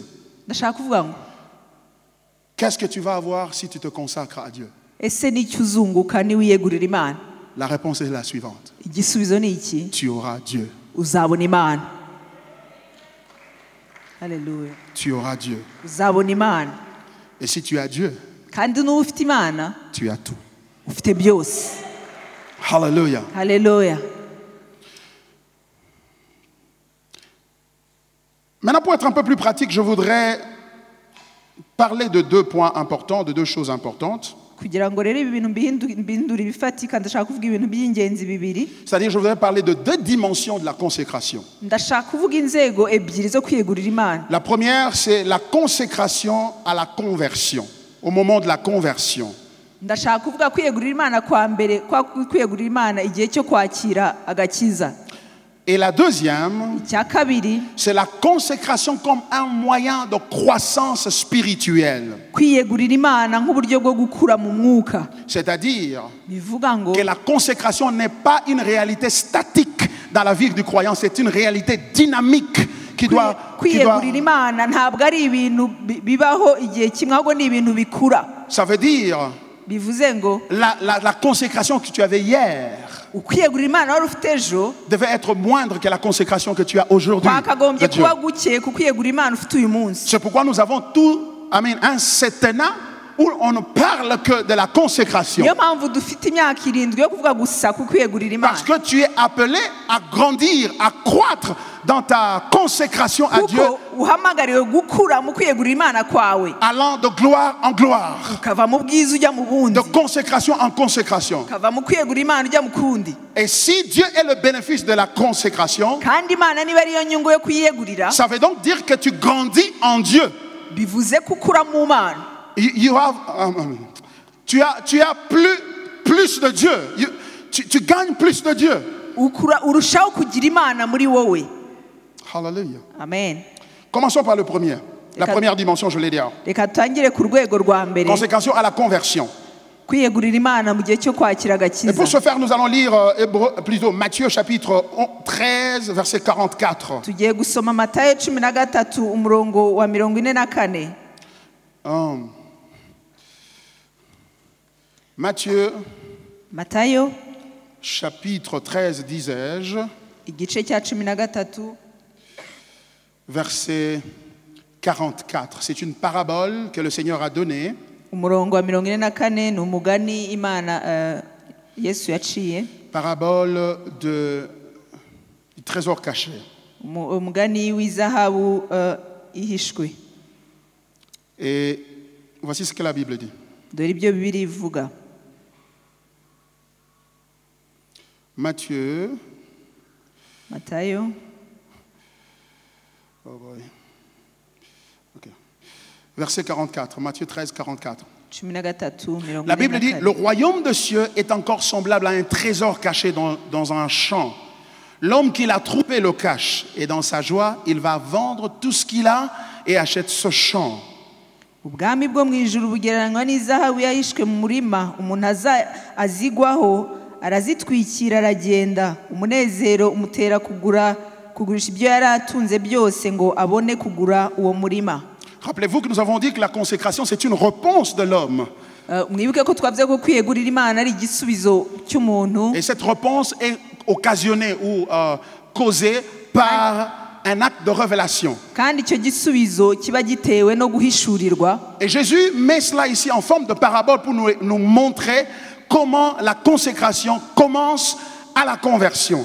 Ahangaha rero Yesu atugaragariza ukuntu kwiyegurira Imana bitangirira mu kwakira Yesu. Il dit que le royaume de Dieu serait semblable à quelqu'un qui a découvert un trésor dans un champ. Uravuga ngo bisa n'umuntu wabonye zahabu mu murima. Et lorsqu'il a découvert ce trésor, amaze kubona iyo zahabu, il le couvre. Arabutwikira ubwo butunzi. Il le cache pour que personne ne voit. Arabutwikira kugira ngo hatagira ububona. Et rentre chez lui à la maison. Agasubira iwe. Il vend tout ce qu'il possède. Akagurisha ibyo yarafite byose. Et avec le produit de la vente, hamwe rero n'inyungu avanye muri uko kugurisha, il vient acheter et acquérir ce terrain, ce champ. Akagura uwo murima. Pourquoi? Kubera iki? Son but ce n'est pas le champ, son but c'est le trésor qu'il a trouvé là-dedans. Intego si yo kubona umurima, ahubwo intego ye ni ukubona ubwa butunzi yabonyemo ya zahabu. C'est le trésor qui le motive. Ya zahabu ni imuteye kugura umurima. La vie chrétienne, l'appel à la chrétienté est un appel à la découverte d'un trésor. Ce n'est pas un appel à observer les lois.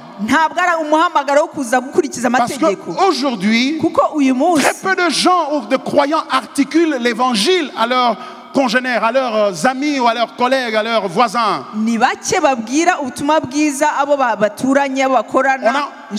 On a plus tendance à inviter les gens à l'église qu'au Seigneur. On a plus tendance à inviter les gens au bénéfice de la chrétienté qu'à Christ.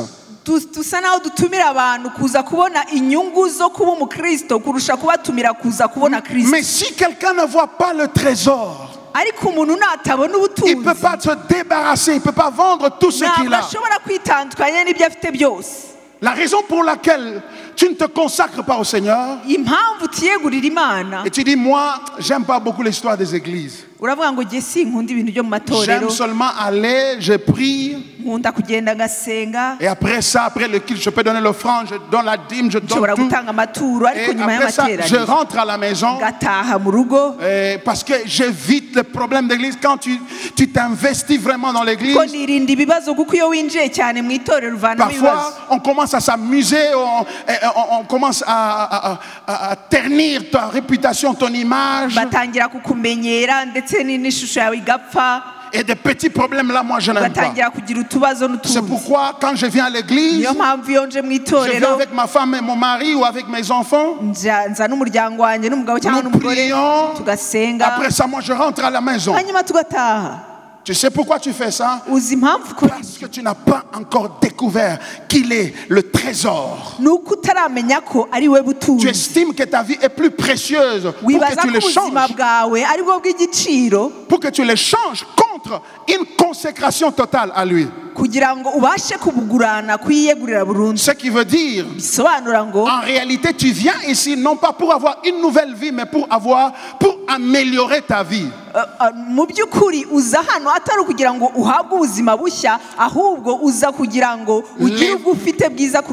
L'évangile de Christ n'améliore pas notre vie. C'est un évangile qui nous donne une vie nouvelle. Ça nous donne la vie de Dieu.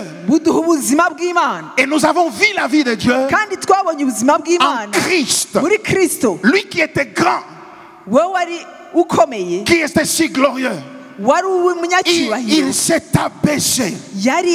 Il s'est humilié yarisuzuguje jusqu'à devenir un homme, kugeza ubwo aba umuntu à marcher sur cette terre des hommes et à être pointé du doigt comme un agendera kuri méchant, iyi si y'abantu atunga intoki nk'umugome alors qu'il n'en était pas un. nyamara atari we. Et non seulement là, nta nubwo ari ibyo parce gusa qu'il a jugé la gloire de Dieu plus importante que toute autre chose. kuko yasanze icyubahiro cy'Imana kiruta ibindi Il byose. est allé jusqu'à la croix. yagiye agera no ku Il musaraba a chiffonné sa vie. yangije ubuzima bwe, Il a déchiré sa vie. yacagaguye Il ubuzima a bwe, répandu de son sang sur la terre yamennye amaraso ye ku isi. pour dire bivuze qu'il n'y a ngo pas mieux que Dieu. bivuga ngo nta kiruta Et Imana. je peux tout perdre, nshobora gutakaza mais si byose j'ai Dieu, ariko niba mfite j'ai Imana tout. mfite byose, J'ai tout. mfite byose Parce qu'il est tout pour moi. kuko ari byose kuri Christ jye. nous a montré cela à la croix. Kristo yarabitweretse ku musaraba. À la croix, il n'est pas seulement allé mourir pour nos péchés. ku musaraba ntiyagiye gusa gupfira ibyaha À la croix, byacu, il est allé faire la promotion de la personne de son Père. ahubwo ku musaraba yagiye kugaragaza ise uwo ari we. À la croix, il est allé témoigner ahubwo ku musaraba yagiye guhamya à la face des anges, mbere y'abamarayika des démons, n'abadayimoni des êtres humains ndetse n'abantu et de toute création, toute la création, n'ibyaremwe byose, que Dieu le Père ahamya ko Imana est le data plus grand bénéfice. ariyo nyungu ikomeye Dans sa présence, mu kubaho kwayo. il y a d'abondantes joies. hari ibinezeza Dans byinshi sa mu présence, kubaho kwayo. il y a un maximum harimo byose, de délices.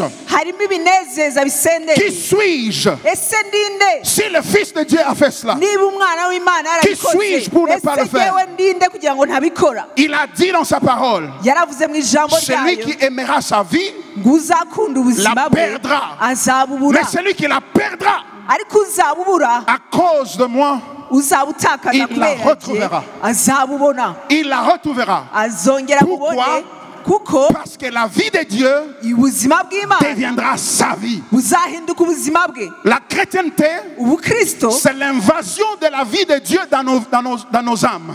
ni ukwinjiza ubuzima bw'Imana mu bugingo bwacu. La chrétienté, ubukristo c'est l'invasion, ni c'est ukwinjiza, l'infusion ni ukwinjira, de la vie de Dieu. ni ukuvanga ubuzima dans nos bw'Imana âmes. mu bugingo bwacu C'est pourquoi l'apôtre bugacengera. Paul pouvait dire, niyo mpamvu intumwa Pawulo ashaka kuvuga si ngo je vis, niba ce ndiho n'est plus moi qui si vis, jye ukiriho, mais c'est Christ qui vit en ahubwo moi. ni Kristo uriho muri Et jye, parce que celui qui vit en moi, kandi kuko ari we uriho muri jye je le retourne à Dieu.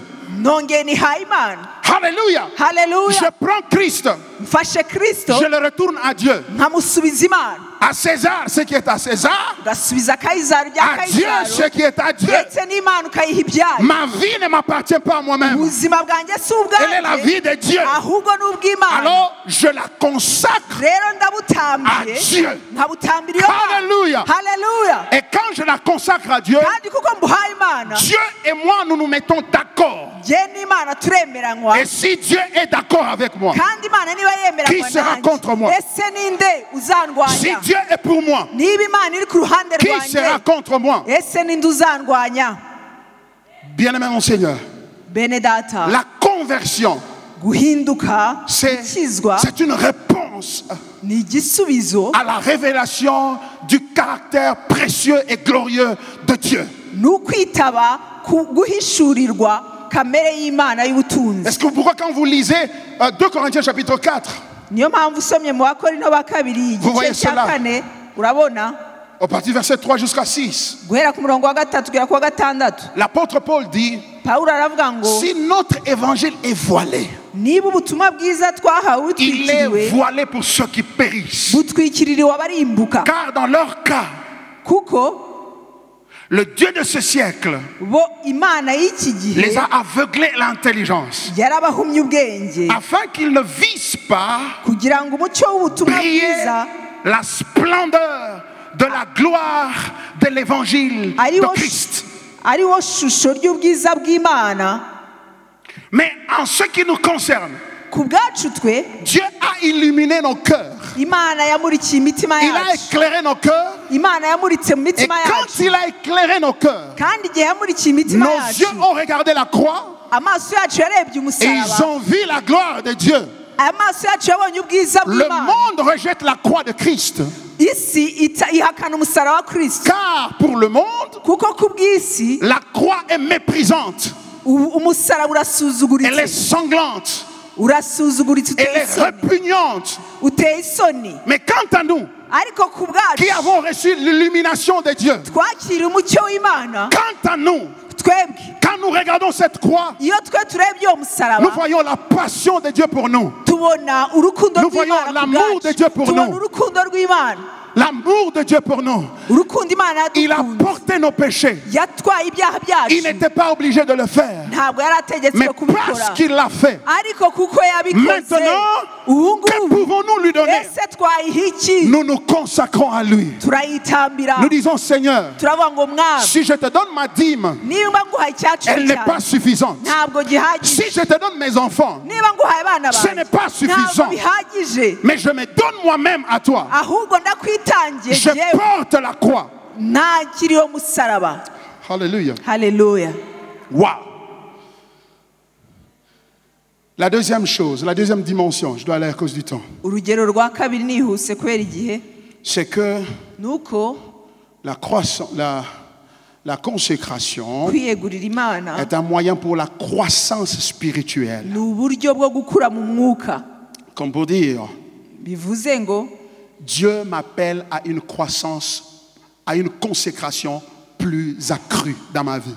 Imana impamagarira kwiyegurira biruseho mu buzima bwanjye umunsi ku wundi. Je voudrais dire ceci. Ndashaka kuvuga ngo Ce qui nous motive en tant que chrétiens ikiduhata nk'abakristo pour grandir dans la vie de foi, kikaduhatira gukura mu mwuka ce n'est pas un processus mécanique de prière et de Non. lecture de la parole de Dieu. ntabwo ari ubuzima bw'amategeko yo gusenga no gusoma ijambo. Laisse-moi dire quelque chose qui peut te choquer. Reka mvuge ikintu Mais après ton cyagutangaza. choc, donne-moi le temps d'élaborer. Peut-être que je pourrais adoucir ton choc. ariko wenda niwumirwa umpa akanya ko gusobanurira. La lecture de la parole de Dieu n'amène personne à grandir dans la foi. Gusoma ijambo ry'Imana ntawe bigeza gukura mu mwuka. Les prières n'amènent jamais quelqu'un à grandir dans la foi. Amasengesho ntawe akuza mu mwuka. Les dîmes, les dons ou les œuvres que nous faisons ne nous amènent pas à grandir dans la foi. Ibyacumi cyangwa se imirimo dukora ntabwo yatuma dukura mu mwuka. Ce qui nous amène à grandir dans la foi, Igituma dukura mu mwuka c'est la motivation pour laquelle nous faisons ces choses. ni impamvu ituma dukora ibyo. C'est la motivation pour laquelle nous faisons ces choses. Ni impamvu ituma dukora Si ibyo la byose. motivation n'est pas correcte, Niba ikigusunikira kubikora kitari kizima, ces choses-là vont résulter en une fatigue. Il y aura une fatigue ibyo bintu dans la ntahandi prière. bizakugeza usibye umunaniro. Il y aura une- Uzananirwa gusenga, Il y aura une fatigue qui va s'installer dans ta vie de foi. uzananirwa mu buzima bwawe bw'agakiza, Il y aura un épuisement qui va s'installer. uzacika intege rwose. Mais si la motivation est correcte, Ariko niba ikigusunitse ari il n'y aura icy'ukuri pas de fatigue. ntabwo Il y uzananirwa, aura de l'énergie. ahubwo Il y aura de la imbaraga, dynamique hazahora haba imbaraga dans notre vie de foi, zunguka mu buzima dans notre vie de bwacu prière, bwo gusenga, dans bwo notre kwizera, lecture de la parole de Dieu, ndetse no mu gusoma ijambo dans kwacu, notre consécration. ndetse no mu kwiyegurira. Et la motivation qui nous amène à cette dynamique, Kandi ikidusunikira ibyo c'est percevoir Dieu comme le plus grand bénéfice. ni uguhishurirwa Imana nk'inyungu y'ikirenga. Percevoir Dieu, Guhishurirwa Imana réaliser que Dieu ukabihishurirwa ko est un Imana plus grand bénéfice, ariyo nyungu iruta iyindi. c'est ce qui va continuer à te pousser Ibyo nibyo bizakomeza à kuguhatira aller vers lui et à grandir. kuyisanga no gukura. Pourquoi? Kubera iki? Parce que Dieu est infiniment beau et infiniment glorieux. Kuko Imana ifite ubwiza budashira kandi ifite icyubahiro kidashira. Ce que tu connais de lui aujourd'hui, Ibyo uzi ku bwayo ce n'est munsi même pas la moitié de ce qu'il est. nta nubwo ari icya kabiri cy'ibyiribyo, Et ce que tu connaîtras dans 50 ans, ariko ibyo uzamenya mu ce ne gihe sera kiri même imbere pas la moitié de ce qu'il est. ntabwo bizigera biba n'icya kabiri Tu cy'ibyiribyo. seras toujours en retard. Uzahora uri inyuma, Tu seras toujours en retard uzahora uri inyuma et tu rwose, as l'impression que tu n'arrives pas. ukazajya wibaza ko Tu usiganwa as n'ibihe, l'impression que tu veux aller plus vite ukibaza ko ushaka kwihuta et tu n'arrives toujours pas. nyamara ntugereyo. Mais il y a une chose hari ikintu kimwe qui va témoigner kizahamya de la véracité de ta consécration. kwiyegurira imana kwawe c'est la joie. ni umunezero La joie. umunezero La joie. umunezero Tu sais, on ne se fatigue pas d'être joyeux. murazi nta muntu urambirwa kunezera Dans la vie, je ne sais pas si tu es fatigué d'être joyeux. sinzi wowe nta muntu Moi, je arambirwa ne suis pas kunezera fatigué. njyewe sindambirwa La joie ne te kunezera fatigue pas. umunezero ntabwo kurambira Mais l'anxiété, les inquiétudes te fatiguent. ariko guhangayika kwibaza byinshi Ça va te birakunaniza faire même vieillir avant ton âge. bizanagusazisha mbere y'igihe Les inquiétudes te fatiguent. Les inquiétudes vont te rendre malade. guhangayika bizakunaniza Tu es bizakurwaza obligé d'aller voir un médecin. ugasanga ugiye kureba On umuganga check partout, on ne voit rien. Finalement, on te met sur un antidépressant. ukavuga ngo mbabara hose noneho bakaguha ibintu bigabanya kwibaza Mais byinshi ton no vrai guhangayika. problème, ariko ikibazo cyawe nyamara you are missing God. wabuze imana Tu manques Dieu. ubuze imana Et il n'y a pas de médicament contre ça. kandi icyo nta muti kigira Le seul médicament, umuti wonyine c'est Dieu lui-même.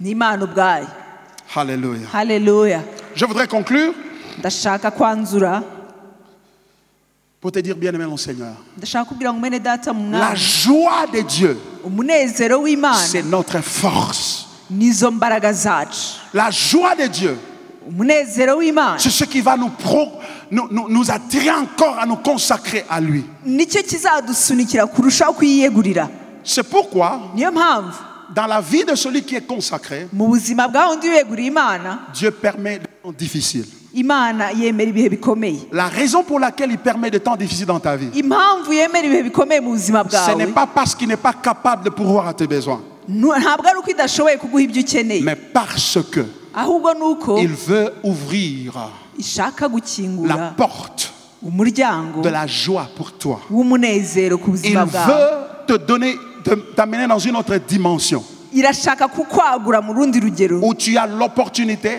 aho ugira amahirwe d'authentifier la véracité de ta joie, yo guhamya umunezero wawe aho uturuka la pureté de ta joie. guhamya Et tu dis, umunezero wawe la joie que j'ai, ukavuga ngo umunezero est-ce qu'elle wawe est due à cause du fait que je suis marié ese ou ndanezero à ko cause de ça que j'aime le nubatse Seigneur? cyangwa se kuko mfite imana Est-ce que la joie que j'ai, est-ce que c'est dû à cause que j'ai une Jeep ou j'ai un ese travail umunezero wanjye uraturuka Je suis muri en bonne jipe santé. mfite cyangwa se mu ou c'est à kazi cause du mfite cyangwa Seigneur? se mfite ubuzima bwiza cyangwa se uraturuka kuko mfite imana Lorsque tu n'as pas encore traversé les temps difficiles, iyo utaraca mu bihe bikomeye tu ne sais pas déterminer cette joie-là. ntabwo uzi neza isoko y'uwo munezero wawe Est-ce que la joie que j'ai, c'est à cause de la promotion que j'ai reçue uravuga ou ngo si umunezero je me mfite réjouis kubera à ko cause de lui? banzamuye mu ntera cyangwa Alors- se uko nezerewe imana Alors Dieu dit, je vais te donner le repos. noneho imana Je ikavuga vais ngo te donner la confirmation ngiye kuguha que la joie qui est dans ton cœur, kiguhamiriza ko c'est moi umunezero qui uri l'ai mu mutima placé dans ton wawe cœur. ari igihe wawushizemo Alors, noneho il souffle sur la bénédiction.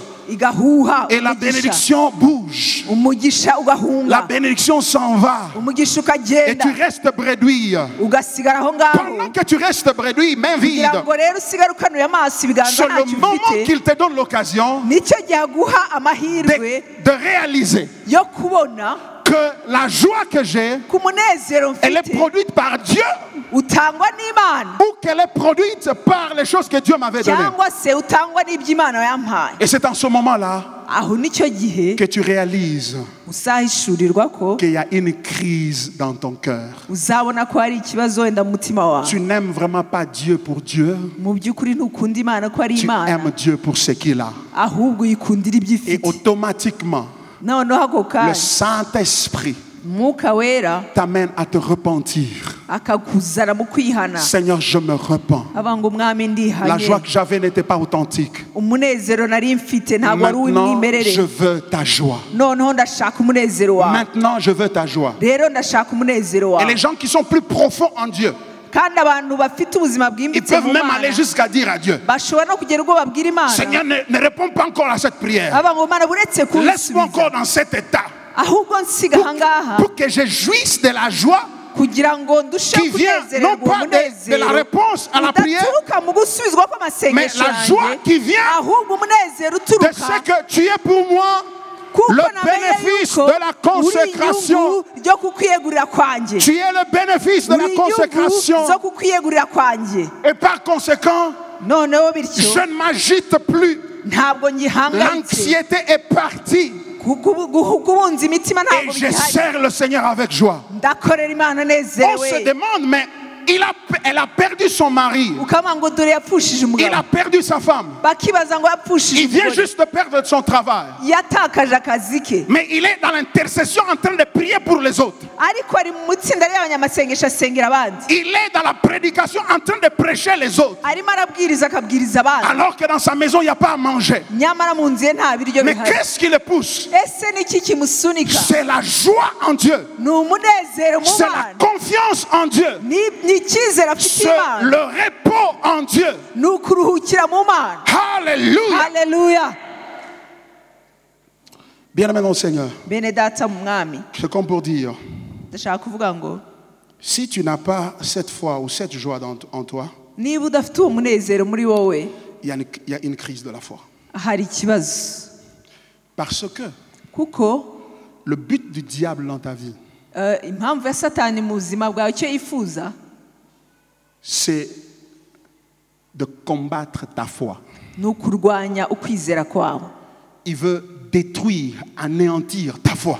irashaka kurimbura ukwizera kwawe Parce qu'il sait que si tu as la foi, kuko izi neza ko ufite tu ukwizera ne vas plus t'agiter. ntabwo uzongera Tu vas guhangayika no kubunza te imitima reposer en Dieu. uzaruhukira mu mana Et par conséquent, tu vas le servir. ni ukuvuga ngo uzayikorera Alors, il veut attaquer cette foi. aho ngaho irashaka guhungabanya ukwizera kwawe Le problème du diable n'est pas un problème d'argent. ikibazo cya satani si ikibazo cy'amafaranga Le diable peut te donner beaucoup d'argent. satani ashobora guha amafaranga Pourvu que tu le menshi garantisses que tu ne vas pas faire confiance à Dieu. upfa kumwemera gusa kutari bwizera imana Le diable, en attaquant tes finances, ce n'est pas qu'il cherche l'argent. Le diable est très friqué. satani mu gutera ubutunzi bwawe si uko ishaka amafaranga ahubwo irayafite Il a beaucoup de choses. afite byinshi Le monde entier gît sous sa puissance.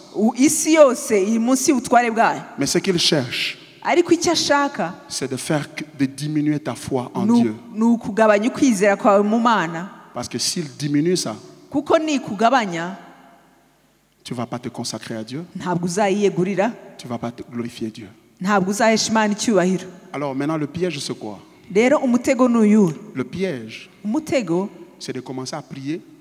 ni ugutangira gusenga Au lieu de prier pour que sa foi soit fortifiée, aho kugira ngo usengere ukwizera kwawe ngo gukomere je prie pour avoir les choses. ugasengera kugira ibintu Et ça, c'est un piège. kandi uwo ni umutego Un homme a dit au Seigneur, umuntu yabwiye imana Seigneur, je veux croire. Seigneur, je veux croire, je voudrais croire. aravuga ngo mwami ndifuza kubyizera Viens au secours de mon incrédulité. ngwino utabare kutizera kwanjye Ça, c'est un homme honnête. uwo ni umugabo ufite kuvugisha ukuri Moi-même, je suis cet homme-là. nanjye ndi uwo mugabo Je lutte chaque jour avec ma foi. ndarwana iteka no kwizera kwanjye C'est un combat réel. ni intambara ihoraho Je ne combats pas contre les démons. ntabwo ndwana n'amadayimoni Je combats pour conserver ma foi. ahubwo ndarwana kugira ngo ndinde Si je ukwizera conserve kwanjye ma foi, niba aucun démon ne l'ébranlera. niba mfite ukwizera kwanjye nta mudayimoni uzantinyuka Parfois, les situations que je traverse dans ma vie m'inquiètent. rimwe na rimwe ibihe ncamo mu buzima birampungabanya Mais je me tourne toujours vers le Seigneur. ahubwo ariko mpora mpindukirira imana Viens au secours de mon incrédulité. nkavuga ngo mwami tabara kutizera Ne te fais kwanjye pas passer pour un expert dans la foi. ntuzigire umuntu w'inzobere mu byo kwizera Et ne te fais pas passer pour un ancien dans la foi. Il n'y a pas de vétéran dans la foi. ntuzigire umukambwe mu kwizera nta muntu ushaje mu kwizera Ne fais pas un nombre d'années depuis que tu as rencontré le Seigneur. ntubare imyaka umaze mu gakiza Fais attention à ta foi. witondere ukwizera kwawe Garde ta foi. rinda ukwizera kwawe Garde ta foi. rinda ukwizera kwawe Garde ta foi. rinda ukwizera Ne te kwawe laisse pas séduire. ntutume ushukwa Inclinons dans la prière. reka dusenge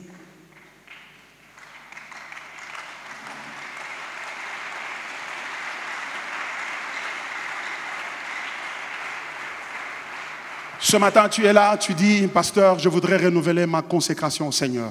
iki gitondo uri ahangaha uravuga ngo ndashaka kongera kubwira imana ko nyiyeguriye Lève-toi là où tu es, nous allons prier ensemble. haguruka dusengere hamwe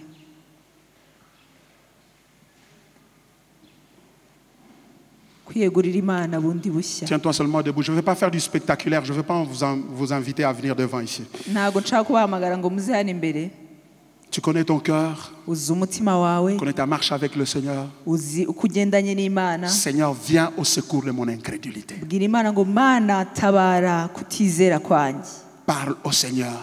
Bwira Imana, ganiriza Imana. Et je vais conclure pour prier pour toi. Ndaza kurangiza ngusengera. Prions tous ensemble. Reka dusenge twese.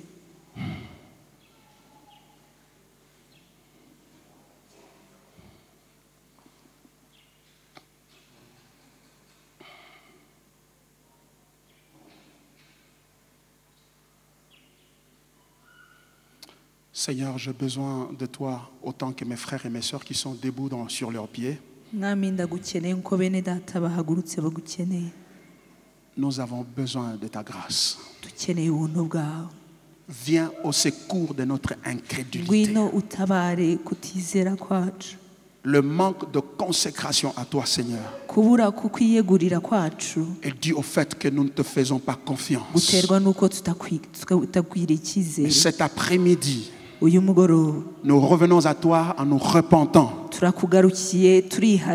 Nous nous humilions, te demandons de nous pardonner. Tu connais chacun de nous, Seigneur. Les hommes ne nous connaissent pas, mais toi tu connais nos cœurs. Pardonne-nous nos péchés, Seigneur. Et principalement notre incrédulité. Et nous te demandons cet après-midi de nous révéler qui tu es, afin que nous puissions soupirer après toi, afin que nous puissions te chercher de tout notre cœur, afin que nous puissions faire de toi la plus grande récompense de nos vies. Tu n'es pas un moyen pour atteindre un autre objectif différent de toi. Tu es notre moyen pour te connaître. Aide-nous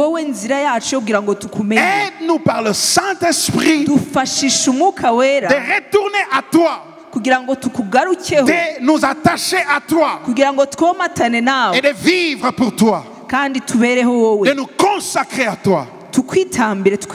Car tu es le bénéfice de notre consécration. Au nom de Jésus. Amen. Amen. Que Dieu vous bénisse, peuple de Dieu. Merci infiniment. Merci.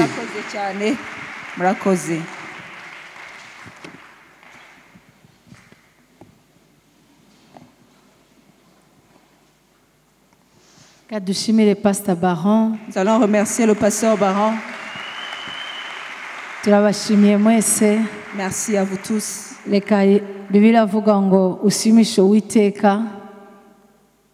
La Bible dit, faites de l'Éternel tes délices.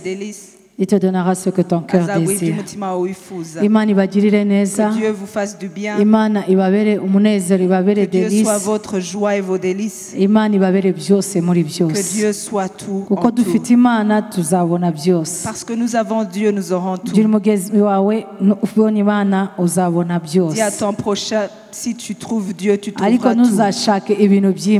Mais ne cherche pas les choses de Dieu, mais cherchons Dieu. Remercions le pasteur Baron, acclamons pour lui. Nous le remercions beaucoup.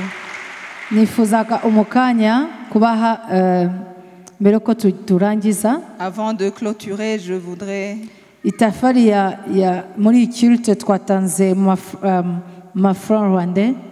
en franc rwandais, la brique de ce culte, 700 000, 725 550, 590 francs. En dollars, 100 dollars. Total, c'est 802 390 francs.